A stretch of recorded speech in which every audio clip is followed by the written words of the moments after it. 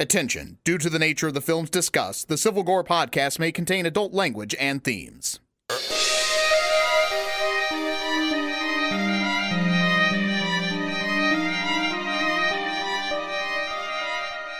Hey there, everybody. Welcome to episode 88 of the Civil Gore podcast. I'm your host, Tim. And I am your host, Brian. And hopefully we will get through an episode without talking about buttocks. Or Donald Sutherland's buttocks. And mine in Yes. particular, we're not going to talk about this That's episode. true. So. Yeah, those should be stricken from the topics for at least a little while. Though Brian said we probably set a record for the most amount of time talking about Donald Sutherland's rear end on a podcast. Yeah, I really think so. I think we need to contact the Guinness people just to make sure that's documented, because now that's a record you can be proud of, I think, right? I think so. But I don't know if we talked about it as much as Kurt Russell's sack, but... No, the Kurt Russell sack definitely got more play, but, you know, again... I don't like the way you phrased that. Yeah, you're right. not actual play, just, oh boy. All right, moving along. All right. Yes, let's quickly move on to the first chop before we get way out of control again. All right, everybody. Here is our first chop. Okay, so the 40 years of horror project continues, and Brian, man, I got to get out of the 90s because the 90s sucked for horror.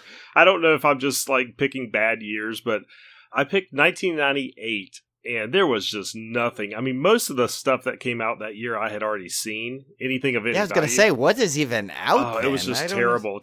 Very down decade, I think, for horror. I mean, there was some good stuff. There was the Screams, and, you know, the Ring series came out during, the original Ring series came out during this time. So, I mean, not saying it's all bad, but, man, I was struggling to find something. I finally settled on Carnival of Souls. This is a Wes Craven Presents title. And I thought that one. Okay, once you said that sounded familiar. Yeah, okay. I mean, I think all he did was slap his name on the cover, and I feel sorry that he did, because this movie was terrible. Now, I'm a big fan of the original Carnival of Souls. I've got the Criterion 2-disc collection of it that came out way, way back on DVD. So that's a classic of the genre, but this remake basically only keeps the barest plot points of that movie and tacks on this weird wraparound where the main character, or which she witnessed her mother being raped and murdered by her boyfriend who was a clown. So she's been kind of running from this guy, and I think there's some sexual abuse involved too. She's been running from this guy her whole life. He died at some point, but there's this whole, gosh, I don't even know how to describe it. This movie's so bad. She's running from her past, essentially. And then you start getting into the traditional Carnival Souls stuff where she finds this old carnival and she goes in and there's these weird creatures stalking her and stuff. But it's really, really bad. It does have Shawnee Smith in it. Oh, okay. It stars Bobby Phillips, who... She worked in a little bit of TV. I think she was in an episode of The X-Files, and she did some TV, and she's done a lot of movies, just nothing I've really ever heard of. She's continued working up until this day. And Shawnee Smith plays her best friend. It's got Larry Miller in it, who you probably know, of course, from all kinds of stuff. Jeez, Larry Miller's in everything. Yeah, 10 Things I Hate About You. Yeah. So he plays the creepy clown. He's really creepy in this one. But, oh, God, it's just a mess of a movie. Terrible movie. I think I saw this, actually, now that you said that. I think I might have seen this one day. Yeah, okay. It's very forgettable, so I don't blame you for not remembering it right away. Yeah, I think the Larry Miller clown kind of brought some of it back, though. I think I remember that now. So not recommended. This remake should have never made it. So Carnival of Souls, 1998. I'll be glad when I get out of the 90s. I don't like 90s horror really at all. So are you? But you're supposed to be scrambling it around. Or you just keep picking it by like out of the that draws? was just Is that what it is? It's just I just do a random number generation, and that's what came up. So I mean, maybe I'm getting them out of the way early, so maybe it's a good thing. That's true. Yeah, you rather finish strong, right? It's always finishing strong, is what they say. That's what those disgruntled coaches in the post game always say. We finish strong. So that's what you need. That's right. Tim. You finish strong. Okay. So I guess we're going to. I actually started my project. Tim. Nice. Could you believe it? Nice. I want to hear about. I know. I've been. I've been promising it, and I started it. So what I did is I started, like I said, I was going to do the Twilight Zone retrospective, basically, where I was going to start from the original, go all the way through from the 80s version to the Forrest Whitaker version, and then leading up to the Jordan Peele. So what I did is, the set I have is that old, it's the Twilight Zone Complete Definitive Collection set. It was on DVD. I never upgraded to Blu-ray. I think when I bought this, the Blu-ray didn't exist yet. So, I had bought this set, and, so I'm starting through, and what's cool about it is they kind of give you, like, they include the little Rod Serling thing at the end, where where he gives you what's coming up next week, which is kind of cool, which you don't always see when they do it on those marathons. So that was kind of neat, and it even had like a little ad sometimes, like a sponsored by this kind of a thing. Oh, that's in there. Cool, yeah. So so it's cool. So it kind of gave me like a cool, like really took me back to like the retro feels if I was watching it back in the day, so it was cool. But so I basically watched the entire first disc, which was, I'm not going to obviously go in depth in all these. I'll just go quickly through the ones I got, and a little brief summary. So the first one was Where is Everybody? And it's Mike Ferris finds himself alone in the small Oakwood town without recollection about his name, where he is, or who he is. Mike wanders through the town trying to find a living soul. The tension increases, and Mike has a breakdown. So this one so this was originally the premiere, and it was definitely a cool one, and it definitely had that Twilight Zone type of feel to it. It was very, very classic formula for the Twilight Zone. Did you ever see that one? Do you remember that? Yeah, I've watched all the way up through season 3, so I'll be able to discuss these with you. Oh, yeah. Okay. So you're going through So that one was a really good one. I really liked that one. The next one, actually, which I had seen, I know I had seen it, but I think I'd only seen it 1 or 2 times. I don't remember it as well until I started watching it, and now it's one of my favorites, which is called One for the Angels, which is stars the legendary Ed Wynn, which you know from as Mad Hatter from Disney, and it's basically a pitchman is visited by death and is forced to get his priorities in order. And this one is like, this to me is like almost like a perfect Twilight Zone. It just has that the mystery, the twist, the magical wonder in it, and great performance. And Murray Hamilton, of course, the mayor in Jaws is in this. So it's fun to see these old people in there. But yeah, this one was great. Definitely one of my favorites. Then I have Mr. Denton on Doomsday, it says, the town drunk in the Old West faces his past when fate lends a hand. And that one has Martin Landau as like this villain character, which is just classic because he's got the exact same face. Yeah. He's just got that same creepy face that he has. But and that one was that's another like kind of fun one. Twilight Zones tend to like have, obviously they have that formula, but this one kind of steered kind of towards like a little bit off the classic formula, but by not being straight just enough to kind of keep you intrigued though. It wasn't like so far off that you're like, what am I watching kind of thing. You knew what you were watching. You knew you were watching a Twilight Zone, but this one was my least favorite, I have to say. And I remember seeing this one in the past too and didn't really like it that much either, which was the 16mm Shrine. Yeah, and, I remember this one really well. Yeah, it's about Barbara Jean Trenton is a faded film star who lives in the past by constantly rewatching her old movies instead of moving on with her life. So her associates try to lure her out of her self-imposed isolation. I mean, this one just to me was not like, it didn't have a good payoff in the end. Yeah. Maybe at the time it did for viewers. I don't know if it holds up as a payoff like some of the others do, To me, it was sort of a take on Sunset Boulevard, I guess. Yes, yeah, and I'm sure that was what they were going for. And that's kind of what I took it as. So, I mean, I enjoyed it. Okay, I enjoy all of these, but yeah, I agree. It doesn't have the biggest twist at the end like you normally expect. Yeah, and you're like kind of like, oh, okay. The next one's another one of my favorites. This one I've seen a bunch of times. I've always loved this one, and this one's Walking Distance. A classic. And it says a man Yeah, this one's a classic. It's a man travels back in time to his childhood, arriving just a few miles away from his native town. And this one, actually, talk about like if you want to show someone a perfect example of a Twilight Zone, I think this is the one.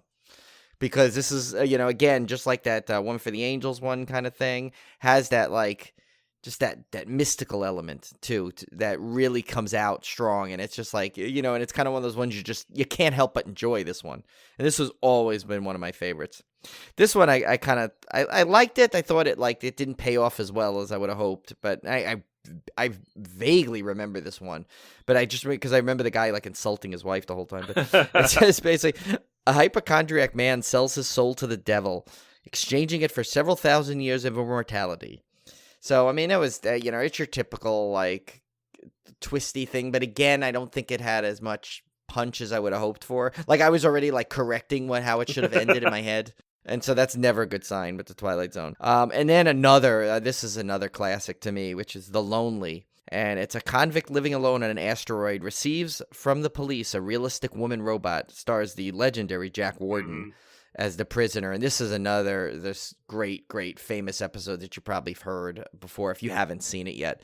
So yeah, so out of the first six, is it 7? What did I say? No, first 6. I still think it's a great first disc. I mean, other than the 16mm one, which has a slight letdown, it's still 6 great Twilight Zones. Yeah, some classics in there too. That early in the season. Yeah, and the next one coming up, spoiler alert, is my all-time favorite, which is the Time Enough at Last with Burgess Meredith. Oh yeah, definitely. It's by far my favorite one, and I'll save it for next week. I'll do tons of imitations of Burgess Meredith in that movie. If you go back, I kind of say it in I tease it in the Manitou episode. That's right. The Burgess Meredith. So next up, Glass, #1 in many countries, 2 weeks straight, 162 million haul. So not bad. Yes, I think this is one of those that I believe fans liked more than the critics. Is my takeaway. And you know what? Good. That's who's supposed to like it. It's like enough of this critics bashing a movie, and then you're not, and then people saying, "Oh, it wasn't good." The critics panned it. Well, who cares? Did you like it? Yeah. That's the way I haven't seen it yet, but I definitely hope to maybe see this this coming weekend. Hopefully, now that the kids are better, go see it. Oh yes, that's right. I'm glad they're feeling better. Yeah, now you can go out and see Glass. You and Olivia have a date night. Go see it. We got a podcast shout out. I have not had a chance to listen to this one yet, Brian, but this is the Grave Girls podcast. Yeah, I listened to this actually on the way home. I popped it in right after we kind of befriended them on Twitter, and they followed us back. And so I'm like, you know what? Let me give them a check on the way home. And it's actually really enjoyable, this podcast. All right, well, go ahead and tell us about it since you've listened to it. Yeah, so it's three girls hosted Hawthorne, Amaryllis, and Hazel. And what they do is they pick a weekly movie that they see, talk about it very briefly. It's like they definitely do not go into the in-depth that we do. It's like the whole podcast usually runs, I think it's around 15-20 minutes. Oh, cool. Well, that's nothing wrong with that. I kind of like those sometimes. Right. Oh, yeah. No, it's great because I would literally, like on my drive home, which is about 22 minutes tops, I got through almost 2 full episodes of it. But I got enough. The first one was a great one to start off with because they basically go through a movie. And this one happened to be Unsane, that Claire Foy movie. The one was shot on iPhone 7. Mm-hmm. I did it in my horror challenge. And so they go through the movie, and then they each tell a tale that they've either, a true story that they found out, or I think they said sometimes they might, if they can't find anything true, they might go to a creepypasta or something like that. But they go through another tale of a true story based off, that's kind of similar to the plot or theme of the movie. So it's really cool. So it gives you like a 1-2 punch. It's really like So I like I said, I listened to the first episode, listened to almost the second half, and I actually am gonna start listening to them all. They're really good. Cool. So yeah, give them a shout out if you like that stuff because it kind of mixes a horror movie review with like some true crime stuff. Really cool. I like that. That's 2 of my favorite things. So yeah, so that's the Grave Girls podcast. So check that out. Yes. Next up, we got a Ghostbusters update. July 2020 is the date set for this one. So. Yeah, we all knew it was 2020. Now that we know it's the month, now we're just waiting for the date. Yeah. Specific date. I think we're getting this piecemeal. Like every little bit we'll find out more and more and more, It's like... Yeah, I can't wait for that one, of course. Oh, that's a no-brainer for me. Now, I don't care if the kids are like running 103 fever. I'm going to see Ghostbusters. Oh, I'm going to be like... I will find a way. Yeah, if not, Tim will find a way to have the theater brought to him. That's right, exactly. I'm just kidding. My kids come first. Kinda. When it comes to Ghostbusters. Kinda. Yeah. Netflix is developing a Resident Evil TV series. Oh, Olivia's going to be excited, right? Oh my gosh. Yeah, she is a huge, huge fan of this movie franchise. I find the franchise completely unfathomable. Like, I can't tell you a single thing of what's happened in any of those movies. Me either. I don't understand them at all. And I even played the games. I still don't understand them. Well, they're not like the games as much, really. After, that's the problem, I think. That's why they're not memorable. The games I remember perfectly. I don't know. But anyway, this series is to explore the dark inner workings of the Umbrella Corporation and the New World Order caused by the outbreak of the T-virus. Plans to incorporate all signature elements, including Easter eggs. So fans of the series will really, really like this one. I mean, I'll watch it. Definitely. Oh, absolutely. I'm going to give it. I mean, I have that box set on Blu-ray I bought. I'll probably binge that whole thing right before the series comes out. So, and I enjoyed the movies, even though I didn't understand them. I mean, it's action and horror mixed. I mean, there's nothing wrong with that. Yeah, so. I just think they went to that like sci-fi apocalypse version more than they did like the cool horror of the first game. Like nothing touches that first game, how cool it was. I remember getting that on the PlayStation. I was just blown away because it was like, it was the first true survival horror in that style. If I remember correctly. If not the first, it was one of the first. Yeah. Right. And so it was like, that was like, up until that point, I was like, oh my God, this is the best thing ever. And then Resident Evil 2, while, it's definitely a little less of the, it had more of a, gimmick with the shtick where you could play through the game twice, and it wasn't just in that kind of, it wasn't just the house kind of a thing. It still was like, I mean, that's still, I think that's acknowledged pretty much as the best of all of them, right? And they're just re-releasing it actually as by the time you're listening to this podcast, the remastered re-release and remake of that, not remake, I guess, but remastered is probably the right word of that I've version. Heard it's phenomenal. Yeah, which I'm gonna have to buy because I remember Seth and I used to like literally play that thing. That like he used to I come up from work and he'd be in the room and be playing it for a couple hours. I said, all right, get out, my turn. So it's like we kept playing it over and over. Oh God, yeah, we were obsessed with that game. Yeah, that was a great one. I definitely want to get the new one at some point. I just don't have time to play games like I used to. I don't anymore, either. Yeah, so it's hard to like invest that kind of money in a video game that I can't have time to play. I know. I almost have to. Yeah, I mean that one I could justify buying it though, because at least I know I will get to that at some point. I will make it a point, like on a Saturday, just laying around and just saying, I'm going to dedicate like 4 hours to this thing right now. I'll probably pick it up when it hits sale. Yeah. Oh yeah. I'm not like I don't need to go run out and buy it day one. I mean. So. NECA released photos of their ultimate Laurie Strode action figure. This thing is so cool. Go look at the pictures of it. Comes with 2 heads, with and without glasses, an extra hand, a knife, a pistol, rifle, and a shotgun. The box art is cool. This is a super cool figure, especially since you don't see these type of figures typically. It's usually the villain, right? Right. Or the horror mascot. But to see a true final girl, the final girl, in my opinion, as an action figure, that's just beyond cool. Like, this is a definite must purchase. Yeah, and you can't, as much as Michael Myers and Dr. Loomis and Laurie Strode is just as important to that franchise. I don't care, even the sequels and when she wasn't in it, her presence loomed through them all. So, you know what? As far as I'm concerned, they were all 3. There needs to be a good Dr. Loomis coming after this, I hope. Yeah, definitely. Yeah, I hope so. There's a film festival in Sweden. I'm going to butcher this name. Yeah. Göteborg Film Festival, offering up 33 sarcophagus screenings of Aniara. Yeah, I figured, I said, Tim's going to read this one, so I'll just copy and paste. But which is a Swedish apocalyptic sci-fi film. 8 volunteers at a time are shut into specialty-made caskets outfitted with screens, speakers, and air vents. Thank God. Yeah. There's a panic button for anyone that gets freaked out, and it took place between, I guess it's going on now as we're recording. Yeah, that's why I kind of had to change that. I did change that part of the description. Yeah, it took place between January 27th and it's going through the 31st, so over with by the time you guys hear this, but going on right now as we're recording. That sounds crazy. Yeah, I mean, I would be kind of fun, but I mean, well, I guess it's if you're actually watching just one movie. I could do that. Yeah, how long could it be? I mean, 2 hours tops, right? Yeah, I mean, I don't. Yeah. Yeah, so I'm not sure what it's not like those that Six Flags challenge where you have to go in the coffin for 24 hours or something. And, you're kind of in there. It sounds like this one, it's like you just have to watch the movie in there. Now, unless the movie is truly, like, terrifying and disgusting or something, I don't know.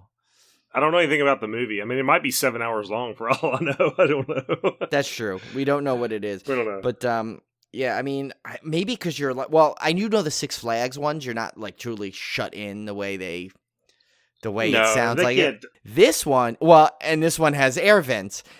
The fact that there's air vents in there leads me to believe you were in there for 2 hours, like without being able to get out. I just looked it up. This is 106 minutes. So. Oh, that's easy. That's nothing. Okay, Tim and I will be flying to Sweden next year to take on this challenge for you. We'll live tweet. Yeah. Oh man, this is a big one. I'm going to save this one, Brian. I'm going to jump ahead a little bit. So yeah. Your Chiller guest.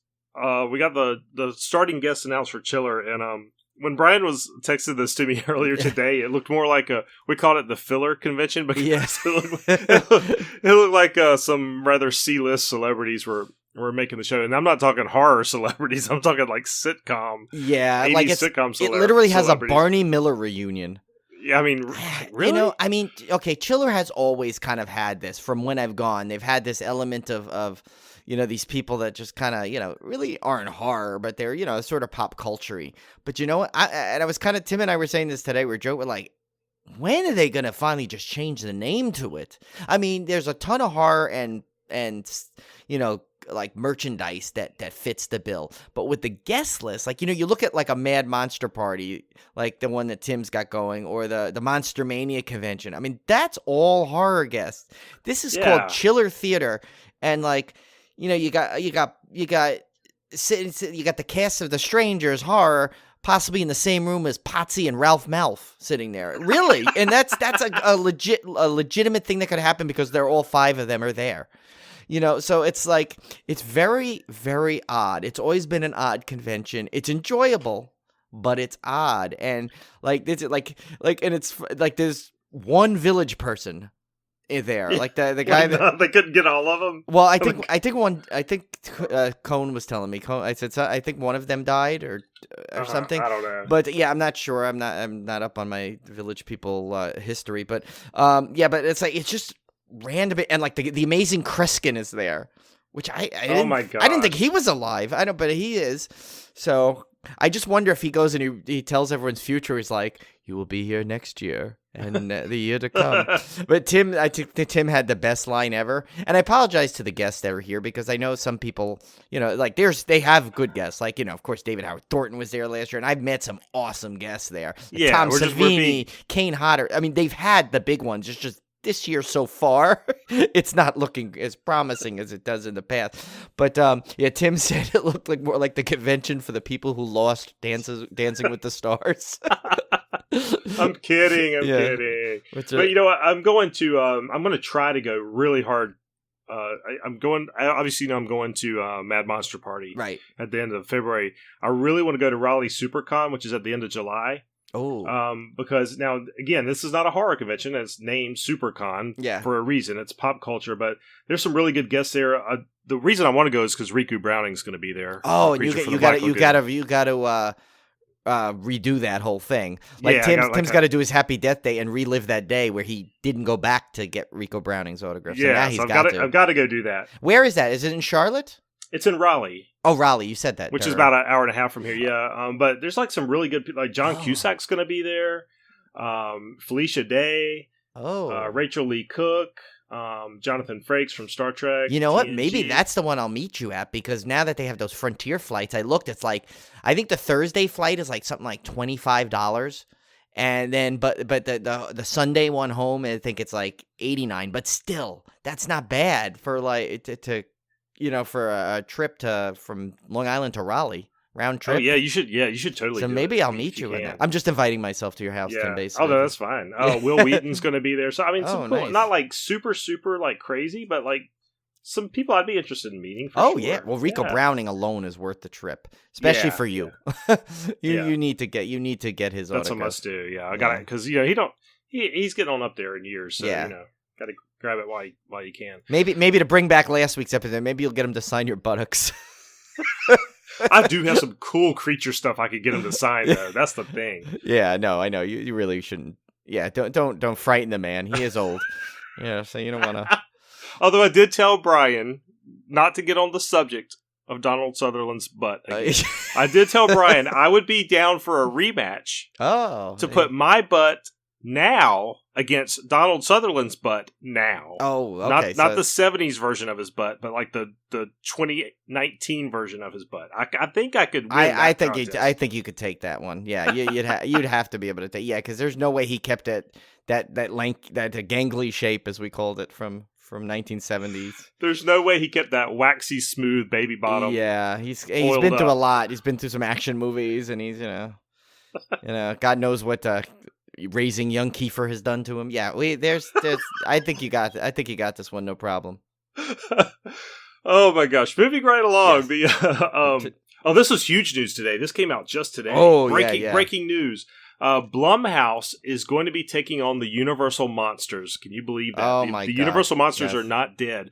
No. First up, Lee Whannell is doing the Invisible Man. Yes, which will be probably awesome, because that's cool. One that it kind of was in the fringe of like when you think of those Universal Monsters of them, like when you think about the order they would do them in, you figure and no, of course, Tim, that I don't mean to but that him and the Creature are always like the fringe past the big four, Yeah, like no, I totally get it. Well, the Creature was so much later too, right, from the other ones. So I'm kind of glad they're picking one from that, like one of those ones like that, because that's gonna be epic. And Lee Whannell, we already know his repertoire is fantastic, and the fact that Blumhouse is behind it, it's gonna be.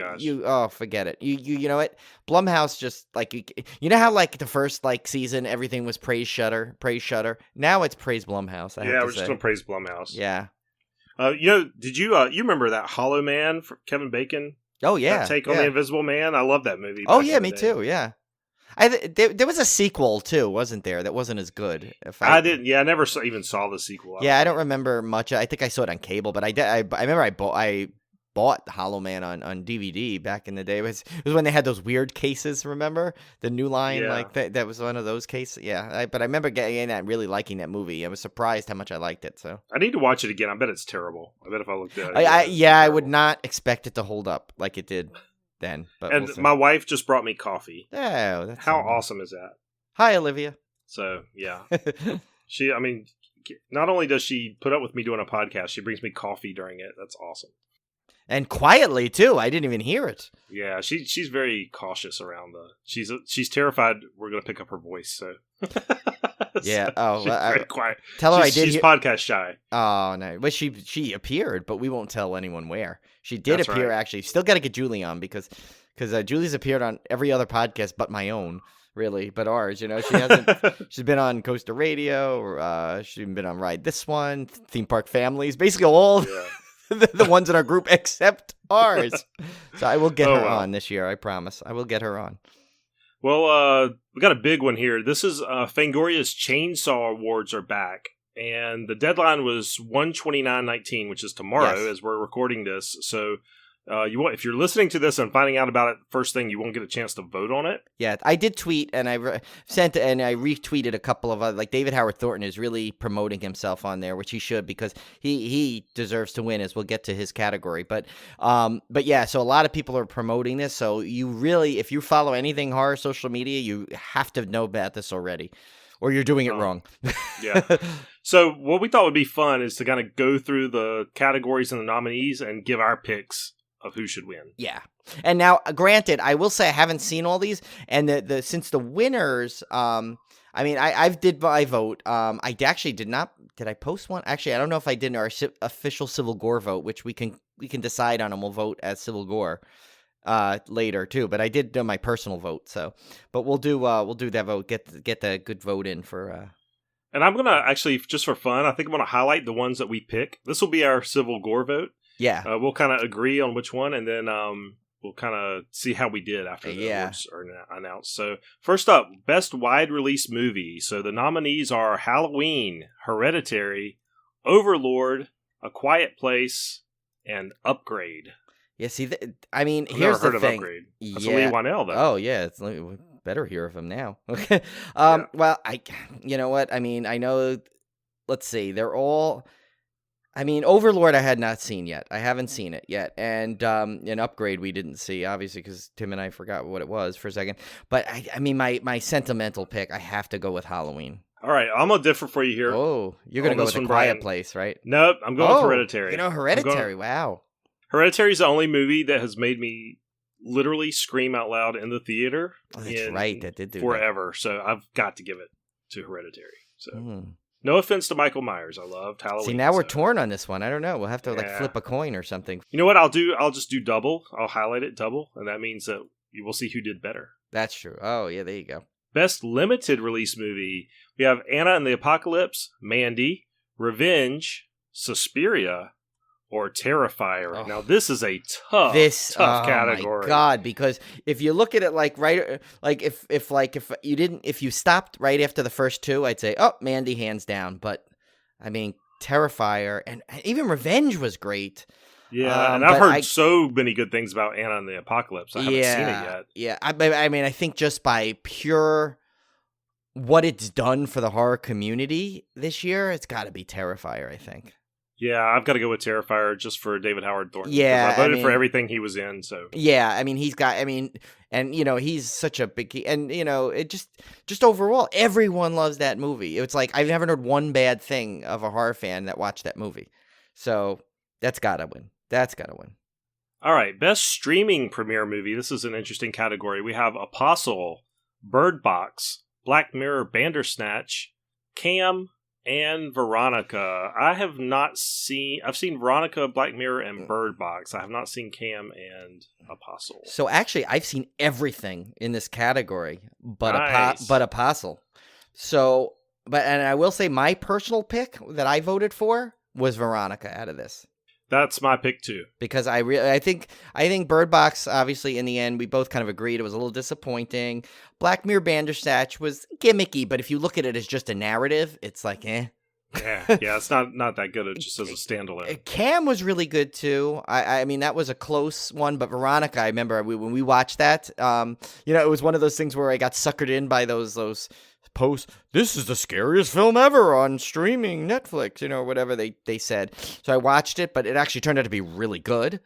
So that's why I'm going with Veronica on this one. Okay, next up we've got Best Foreign Movie, and I've only seen one of these, so that's going to be my pick. And since I know which one it is, that's what I picked too, because that's the only one I heard of. And it is in my queue, planning to watch it actually coming up in the next couple of weeks. So yeah, so the nominees are Blew My Mind, Cold Hell, The Housemaid, The Night Eats the World, and Terrified, not to be confused with Terrifier. And Terrified to me was awesome. It was a very super creepy ghost movie, so I'm going Terrified. Yeah, and I've heard nothing but good things about that, including from my illustrious co-host, so I will support that 100%. Go for Terrified. Best First Feature, we have Cargo, The Cleanse, The Dark, Ghost Stories, and The Ranger. Okay, my pick for this one, again, I've only seen one of these. Yeah. I got to go with Ghost Stories. Oh, me too. We both of us, I know we love that one. That one was actually one of my favorites of the year that I've watched. So, yeah, I'm definitely going for that one. Now, this next one, I had so much trouble figuring this out because I love all of these series.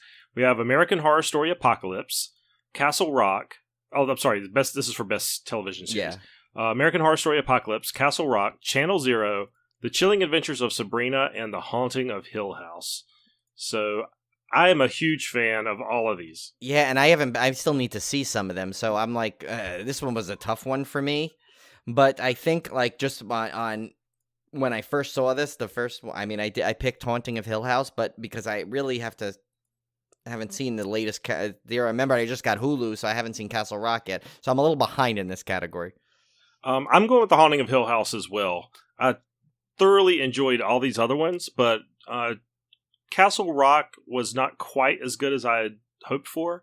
I have not actually seen American Horror Story Apocalypse, but I've seen a lot of the other ones. And since it's just a season, a season of an existing series, I had to go with The Haunting of Hill House just for the original series vibe I'm getting from it. Sabrina's awesome, but for pure horror, The Haunting of Hill House is definitely hands down the best. Yeah, absolutely. Next up, Best Actor. We got Nicolas Cage in Mandy, James Jude Courtney / Nick Castle in Halloween. I love how they did that. They have That's to share. awesome. They're sharing.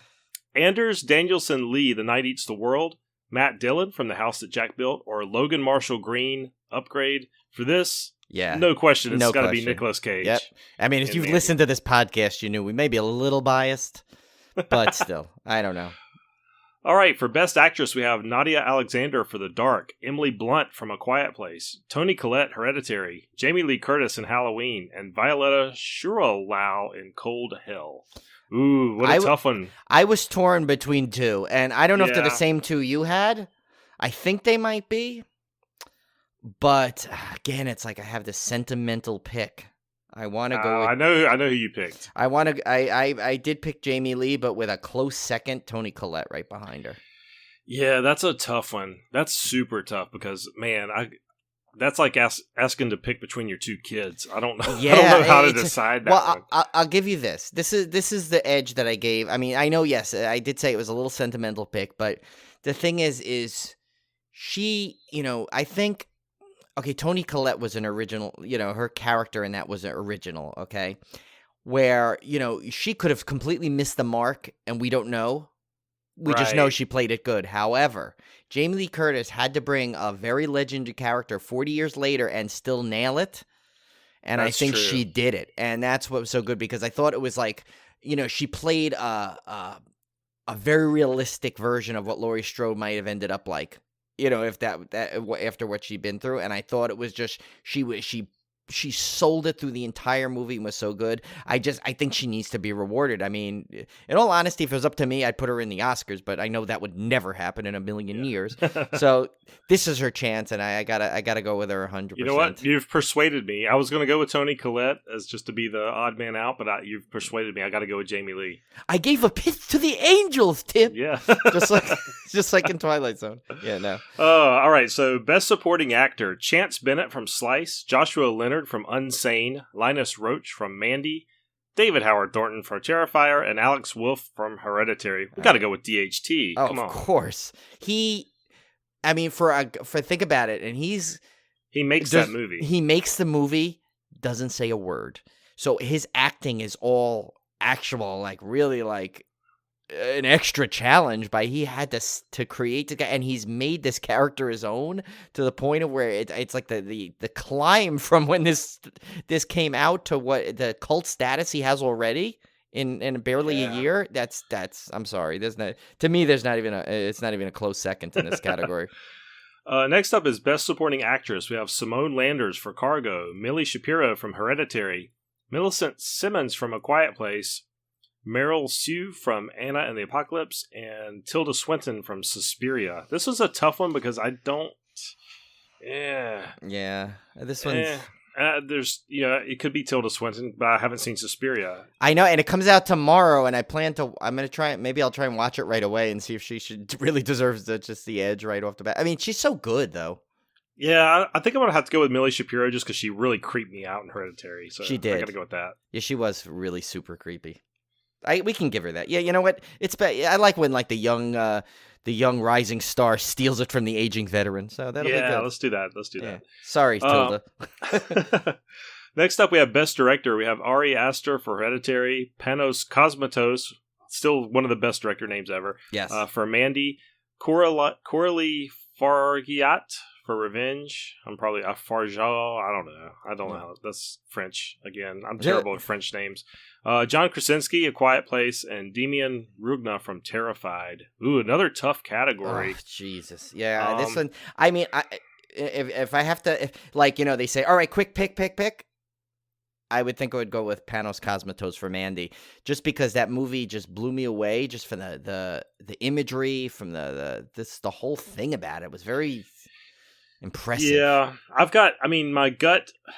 my gut feeling is to go with Hereditary here, because that movie was just so darn effective. But man, I got to give it to Mandy just for the visuals and just the craziness of it. I got to go with Mandy. I don't know. Yeah. I got to go with my heart this time. Yeah, and this is in a movie like Revenge, which is like really one of the better movies I've seen this year too. And it's like it just keeps getting edged out, but that's just how good a year there was. Oh, yeah. Incredible year. Yeah. Sure. Best Screenplay. We've got Ari Aster for Hereditary, Scott Beck, Brian Woods, and John Krasinski for A Quiet Place, David Frayne for The Cured, Issa Mazzy for Cam and Bobby Miller for The Cleanse. You know, a little bit of a disadvantage here because I haven't seen 3 of these, but I'm going to go with Hereditary. Yeah, there I'm definitely going to go Hereditary on that one. Although I feel bad because A Quiet Place is like, but you know what? It's going to get it. It's, you know, it doesn't need these awards. You know, give it to some of these. But, well, then again, Hereditary. A lot of people saw that too, I guess. Never mind. My theory doesn't make sense. Okay. Best score. This is another hard one for me because I don't really know these scores, but I have a pick that I'm going to pick. But I'll give you my reason why. The nominees are Fabio Frizzi for Puppet Master: The Littlest Reich, Frank Ilfman for Ghost Stories, Johan Johansson for Mandy, Colin Stetson for Hereditary, and Tom York for Suspiria. I'm going with Suspiria on this one, even though I haven't seen the movie. And the only reason why is because Tom York is the lead singer of Radiohead, and I'm a huge Radiohead fan. Ah, okay. See, yeah. I was gonna go with Johan Johansson for Mandy because I mean, obviously there were so many sequences without dialogue or very like low subtle dialogue that the music played a big role, and plus I love that name Johan Johansson. You know, no, your reasoning is technically better than mine, but I love Tom. I love Tom York's solo work too, Listen, so I got to go with that. We've always said Tim and I could disagree as long as it's done civilly. That's right. That's the name of the show. Yeah, so it does not matter. We don't have to agree. Incidentally, I saw Radiohead in 2008, and it to this day is probably the best live performance I've ever seen in my life. Oh wow! Like, the musicianship, it was incredible, and Tom York's vocals were like goosebump inducing live. It's insane how good that band is. But anyway, so some people hate Radiohead. I happen to just be a huge fan. I just don't know enough about them. I'm sure like everything I've heard from them I liked. I just never, you know, it's like I never like, I don't know. They're a very divisive band. I just never, I don't have, I basically the best way to do it is I never really thought to really have a true opinion of it, and I apologize. I think I'm going to have to give them a listen now, Tim, though. Yeah, but the reason I pointed that out is because you can hate Radiohead, but you cannot argue their musicianship because, I mean, he's the second guy out of that band that's done musical scores for movies. So, I mean, you can't just do that if you're You know, if you don't know anything about music, right? So, absolutely not. That's my reasoning. Right. Go check them out, Brian. I got plenty of recommendations if you want to get started into the world of Radiohead. That'll be a little side project. Like you know what, you do, and it kind of is horror related because their music has a creepy edge to it. So, well, see, I like that kind of stuff. I like those, you know, where there is a creepy edge to the music. Yeah, so it definitely, I think horror fans would dig them if they are not already fans. Next up, we have Best Makeup Effects. We have Marcos Berta for Terrified, Marc Coulier for Suspiria, Oriani de Neve, Mandy, Zane Nicely and Marissa Clements for The Dark, and Damien Leone for Terrifier. Oh, one more. We have Christopher Nelson for Halloween. Yeah, this one had an extra thing. It had 6 for some reason. I'm not sure why, but I've got to go with Terrifier because not only is Art the Clown's makeup just incredible, but I mean the gore in this movie is insane, like nothing I'd ever seen before. I got to go with that. Yeah, it's like it's epic. I mean, it's, you know, just Art the Clown alone could win this for the makeup, but then you put in all the different the kills and the aftermath. I mean, absolutely. Best creature effects is our next to final category. Arturo Balsero for Cold Skin, Adam Johansson for Possum, Nicholas Podbury and Werner Pretorius for The Cleanse, Sierra Russell and Josh Russell for The Ritual, and Tate Steinsiek for Puppet Master: The Littlest Reich. We've only seen The Ritual. I've only seen The Ritual, but I got to give a token nod to Puppet Master because I love that franchise. So I'm going with Puppet Master. Wow. Okay. So I had given The Ritual just because I hadn't seen Littlest Reich yet, and I did see The Ritual, and I kind of like The Ritual. I thought that was I would have said The Ritual, but the puppets in the Puppet Master are just so cool. Like, I have to give it that for creature. And then they had an interesting write in your best kill. Yeah. This one was tough for me because it's like, I'm a big horror fan, but when you ask me to go back and like think of your best kill of the year, it's really hard for me to think of individual kills. You know? Well, I mean, it's funny, and I was kind of the opposite. I knew right away which kill to me stood out for the whole year, just because it was obviously one of my favorite horror movies of the year. And I wrote in on my own was and it's so funny because that's the one that's getting all pushed around by all the fans of Terrifier, and that was the hacksaw kill. Oh yeah, well that's true. Another one, an honorable mention I will give is the head stomp from Halloween. Yes, that one's good too. That one was up good. There. Yeah, that one was good too. But I think though I think just the pure viciousness and It's like the whole be, yeah. theatrics of that whole sequence about how he's making it like a clown. Yeah, like, you're right. That's got to be it. So yeah, that's what I wrote in. I seen a lot of people writing that in. So there is a good chance that art will be taking home a few awards, and David Howard Thornton too. Oh, well, that's cool. That was a lot of fun. And we'll announce the winners when we get them and see how good we did. Yeah, and I got news for you. After with the Oscars this year, I don't know. It's like I think this is the awards I'm looking forward to the most. Yeah, I've got the Oscar issue of Entertainment Weekly just came in, and I'm like, oh man, because I usually am really good about seeing all the movies, and this year I'm just not feeling it. Oh, I'm just not feeling it. Yeah, and I heard they're taking out the best song this year. The way it's like in there, but they're not showing it on the broadcast. They're only allowing 2 of the performances. Which to me, that was one of my favorite sequences. Yeah, I don't know. I don't know. I'm not feeling it this year. I am with you. Although I am gonna be. I will shout Wakanda Forever because I want Black Panther to win Best Picture. Even though I know it's unfortunately not probably going to because I think Roma, right? They're saying is going to win. Yeah, I don't know. Which I have not seen yet. My dad saw it. He said it was pretty good actually, and that was kind of shy. I didn't think because usually he doesn't watch anything with subtitles. I would love for a superhero movie to win Best Picture. Oh my God, I would awesome. be so happy, and especially that one, which was so good. Yeah. But I that would, and I think that would be like one of the most epic moments too in Academy Award because no one. It's such an underdog. There's no way in hell that's going to win though. There's too many old Academy winners that have never seen that. They wouldn't be caught dead watching Black Panther. Right, and that's the problem with the Academy Awards. Right there, you've nailed it because it doesn't. Yeah, but that's for another day. We've discussed that. Wow, I think we're definitely getting. This might be a record. 3 Cody episodes in a row. I know, really. We're making it the norm now. Yeah.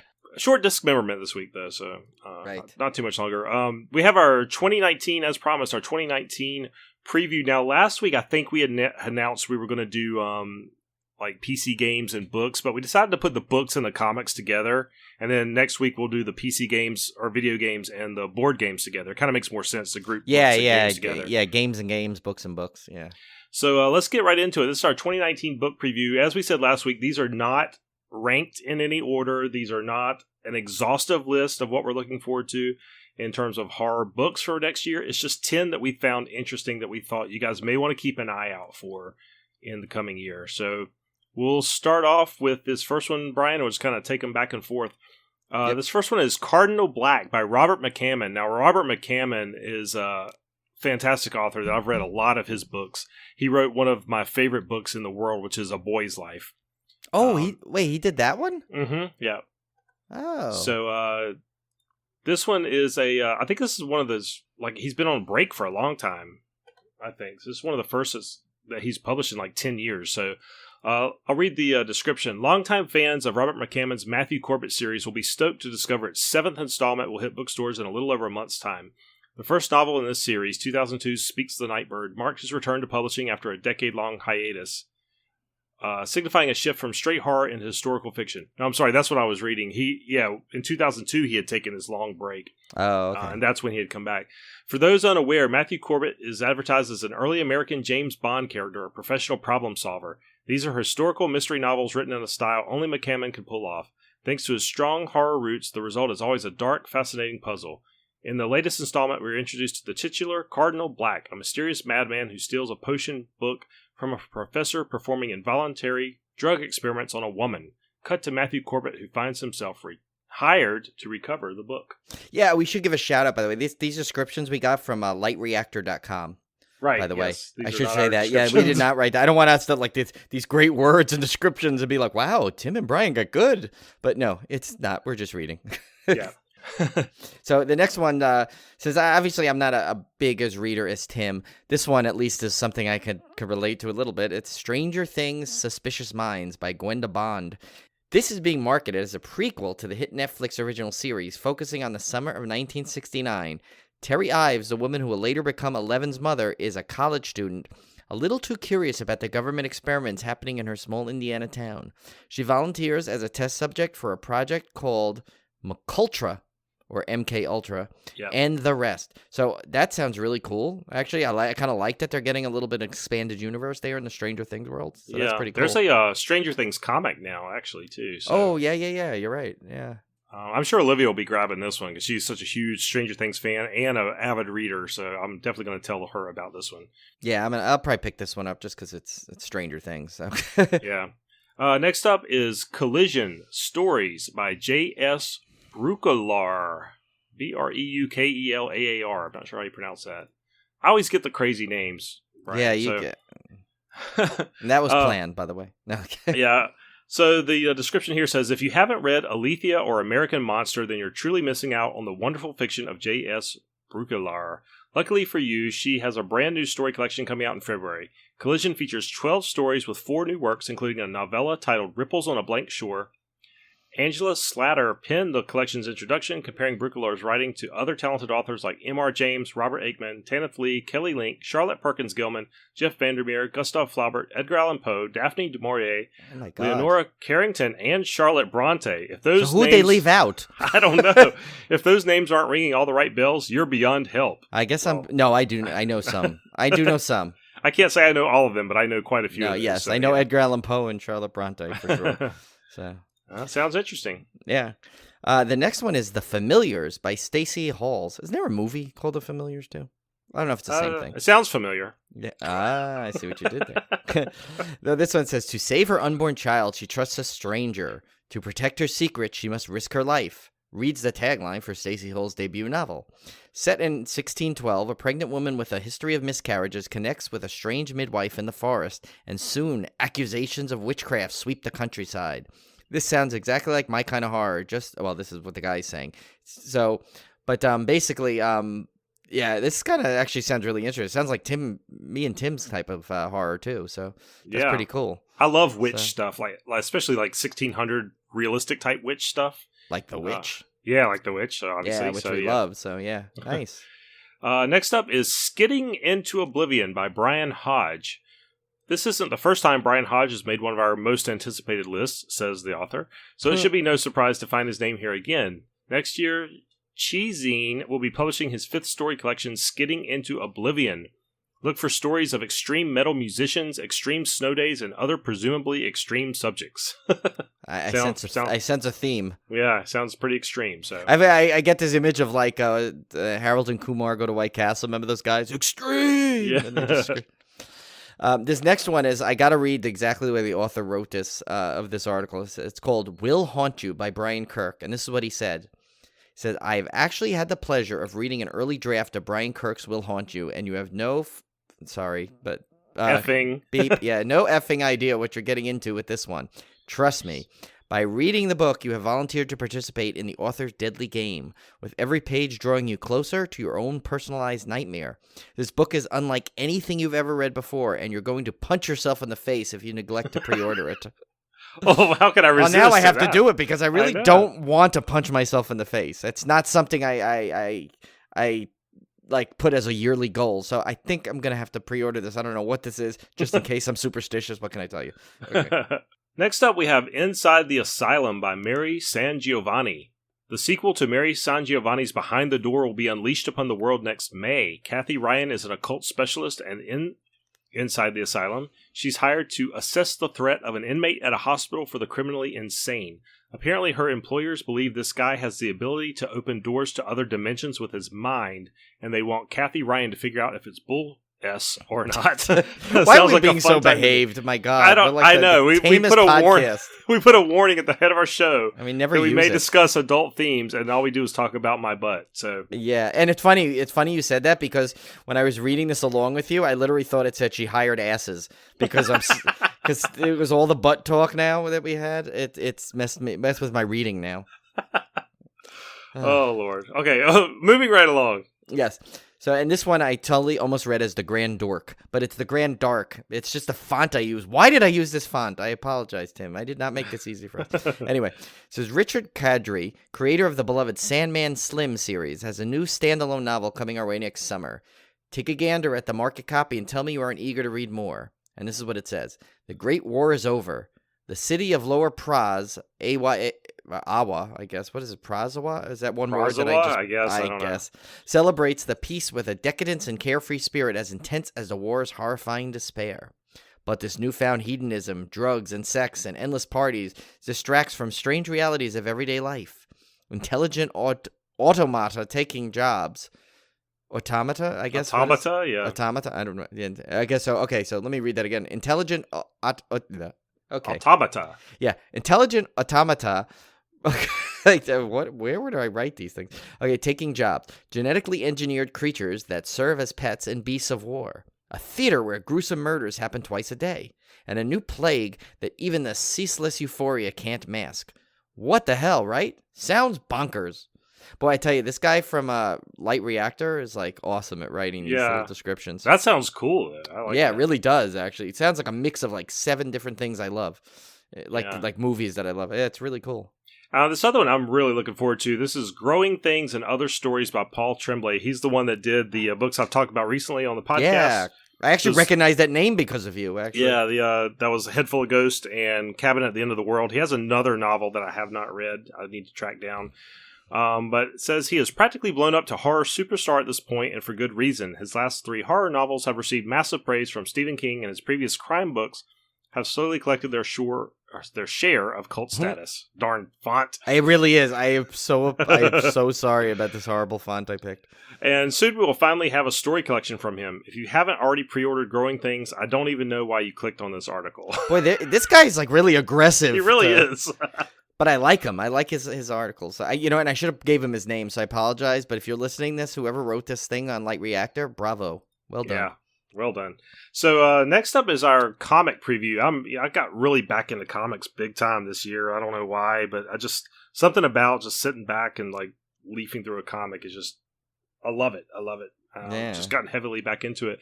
And I'm really excited for a lot of these titles on this list. So let's kick it off with Buffy the Vampire Slayer. We talked about this briefly, I think, last week. Yes. But, Buffy the Vampire Slayer is getting a comic reboot. Now, her series was with, I believe, Dark Horse for a while now. Ever since the TV series ended, they did a comic series, which is sort of like canon. It was basically divided into seasons, so there was like an 8th, 9th, 10th, or what, I can't remember when Buffy actually left off. Oh, that's kind of cool. I think there were 7 seasons of Buffy, so the comic series was the 8th season and then the 9th season, and obviously they could do things in the comics they couldn't do with the television show, right? Due to budget, so it got really crazy. Those were really good comics, but the title has been picked up by Boom Studios now, and they've done a complete reboot. And what's neat about this is that they bring the elements of Buffy up to modern times. So now Buffy has a computer and an iPhone and that kind of stuff. So they bring the whole series up to date because it did take place in the 90s, obviously. And what I've read, I haven't read the comic yet, but I have read some reviews, and they say that while you'll be familiar with the characters and their likenesses on the page, because they still keep like Sarah Michelle Gellar's likeness and stuff for the characters, they act totally different than they did in the TV show. So it's definitely its own thing. It is a true reboot, and I'm really looking forward to see what they do with it, because it's not dependent on staying canon to the TV show, which I think is really cool. Oh yeah, that's cool though, because at least that gives you like the familiarity of the look, and then but you still have the freedom to go a different way, which is good. So I'm going to definitely pick this one up. I think I'm going to start collecting this series now. It's just came out with #1, so. Okay, so here's my turn to butcher this. I'm not sure. Is it Wired or I think Word? It's weird. I think it's Weird. Oh, it's Weird? Okay. Yeah. It's WYRD. Anyway, it's from Dark Horse, and it says, Pitor Weird, ageless, invincible detective who investigates strange cases. And that's it. Sorry, I don't have the writing prowess of the guy that did the books, so I was just kind of jotting down notes on these, but this one sounded really cool. Yeah, it's like this immortal detective who investigates all the strange stuff, like weird creatures and ghosts and things like that. It sounded really neat. Dark Horse puts out great comics, so I'm sure this will be really cool. I remember when they first came around, too. When it was just Marvel, DC, and then all of a sudden this place called Dark Horse came out, and I was like, oh. Image is the same way. That was one that came out. Oh, yeah, that's right. Their big hit was Spawn. Yep. And I'll tell you, Image puts out some of the best comics today for sure. Next up, we have Dark Red by Aftershock. This one's cool premise. So this is about vampires living in rural America. The red is a take on the red state type politics. So these are like rural, red state America vampires, basically. So I thought that was kind of an interesting premise. I'll kind of look at that one, take a look at that one, see how it plays out. I don't know that I'm a huge Buffy the Vampire Slayer is about as all the vampire comics that I need. Yeah, how many do you need? Yeah, but I do want to kind of check that one out. So the next one is Morning in America. This one's by Oni Press. I think they're the ones that do those like Jay and Silent Bob ones. They might Clerks be comic. Yeah. I think those were those. The year is 1983. A series of disappearances afflicts Tucker, Ohio, following the opening of a mysterious new factory. But when the town finds itself under siege from strange monsters, it's up to intrepid girl gang of no-account teen girl delinquents to try and figure out what's happening and save everyone's lives before it's too late. So what is this, like a female Stranger Things? All female Stranger Things? Kind of sounds like that, doesn't it? I mean, yeah, this is Tucker, Ohio, and but whatever. What's the place in Stranger Things again? The town?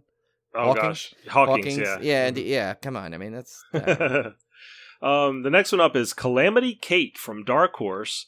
And this one sounds really, really cool. So Calamity Kate Strand goes to California to pursue her dream of becoming a gun-wielding monster killer. So this is kind of like a badass monster killer heroine. Yeah. This comic, it sounded really, really cool. I kind of want to check this one out. Yeah, and it sounds like it mirrors the old like Hollywood tale of the woman going to California to become an actress, but this one wants to become a gun-wielding monster killer. It's kind of cool. That sounded cool, yeah. I kind of like that. This one definitely has the best production company. It says The Goon by Albatross Funny Books. That sounds like some weird like businessman and like an old thing like, oh, Mr. Albatross Funny Books is in town. But anyway, it says it's a reboot of the classic character who is a whiskey-fueled brawler who fights things that go bump in the night.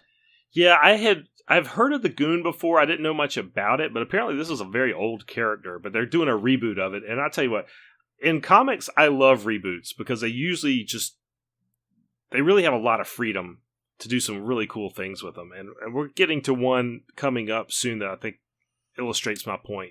Oh, yeah. So this Tim's one, big one.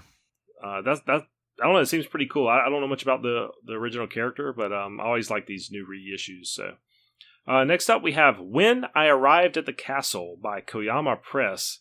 And it just has a sexy vampire story from horror writer Emily Carroll. So more vampires, but this time they're sexy. So yeah, every once in a while they can be, I guess. Yeah. The next one is R.L. Stein's Just Beyond, The Scare School. And this one's from Boom Studios. And it says, 3 12-year-olds run through time from a cyborg named Drog. These descriptions are getting better and more descriptive. This one is... obviously, R.L. Stein, from the Goosebumps series. This is definitely a comic aimed at younger readers. But that's kind of cool because they're really... I've seen... I take the kids to the comic shop every now and again, and I've noticed that they've really started putting out some comics that target younger readers, but still introduce like some horror and stuff, elements to them. Obviously not graphic, but it's stuff that appeals to the kids, like Goosebumps and type thing. Joshua's got a couple of comics that are it's basically a horror comic for kids, and I have to find the name of it, but they're really, really neat. I like how they're targeting that audience. So that's kind of another one that if your kids like Goosebumps, they might like this one. Just Beyond the Scare School sounds pretty cool. That's cool. You know what? I should probably do the next one so you could have the 10 because 10 should be one that you describe. Okay. All right. Yeah. Yeah, because that's your big one. Yeah. So the next one is Mooncakes, and it's by Lion Forge, and it says supernatural twist on a vampire werewolf lesbian romance. I didn't know there was a non-supernatural twist on that, but okay. So all right. Yeah, this one's a very indie comic, but it sounded kind of interesting. Yeah, vampire and werewolf in a lesbian romance has got to be at least somewhat interesting. But it doesn't that also guarantee it has to be somewhat supernatural to have a vampire and a werewolf? That's the part I don't get. Why? What's the twist? I don't know. But yeah, next, as Brian alluded to, this next one is my big one because I have read the first 4 issues of this, which I think there's only 4 issues out right now. This is Elvira, Mistress of the Dark. This is by Dynamite, and there's been plenty of Elvira comics in the past. There's actually an Elvira, Mistress of the Dark comic that ran for many issues back in the day. I don't know if it was the 80s or 90s.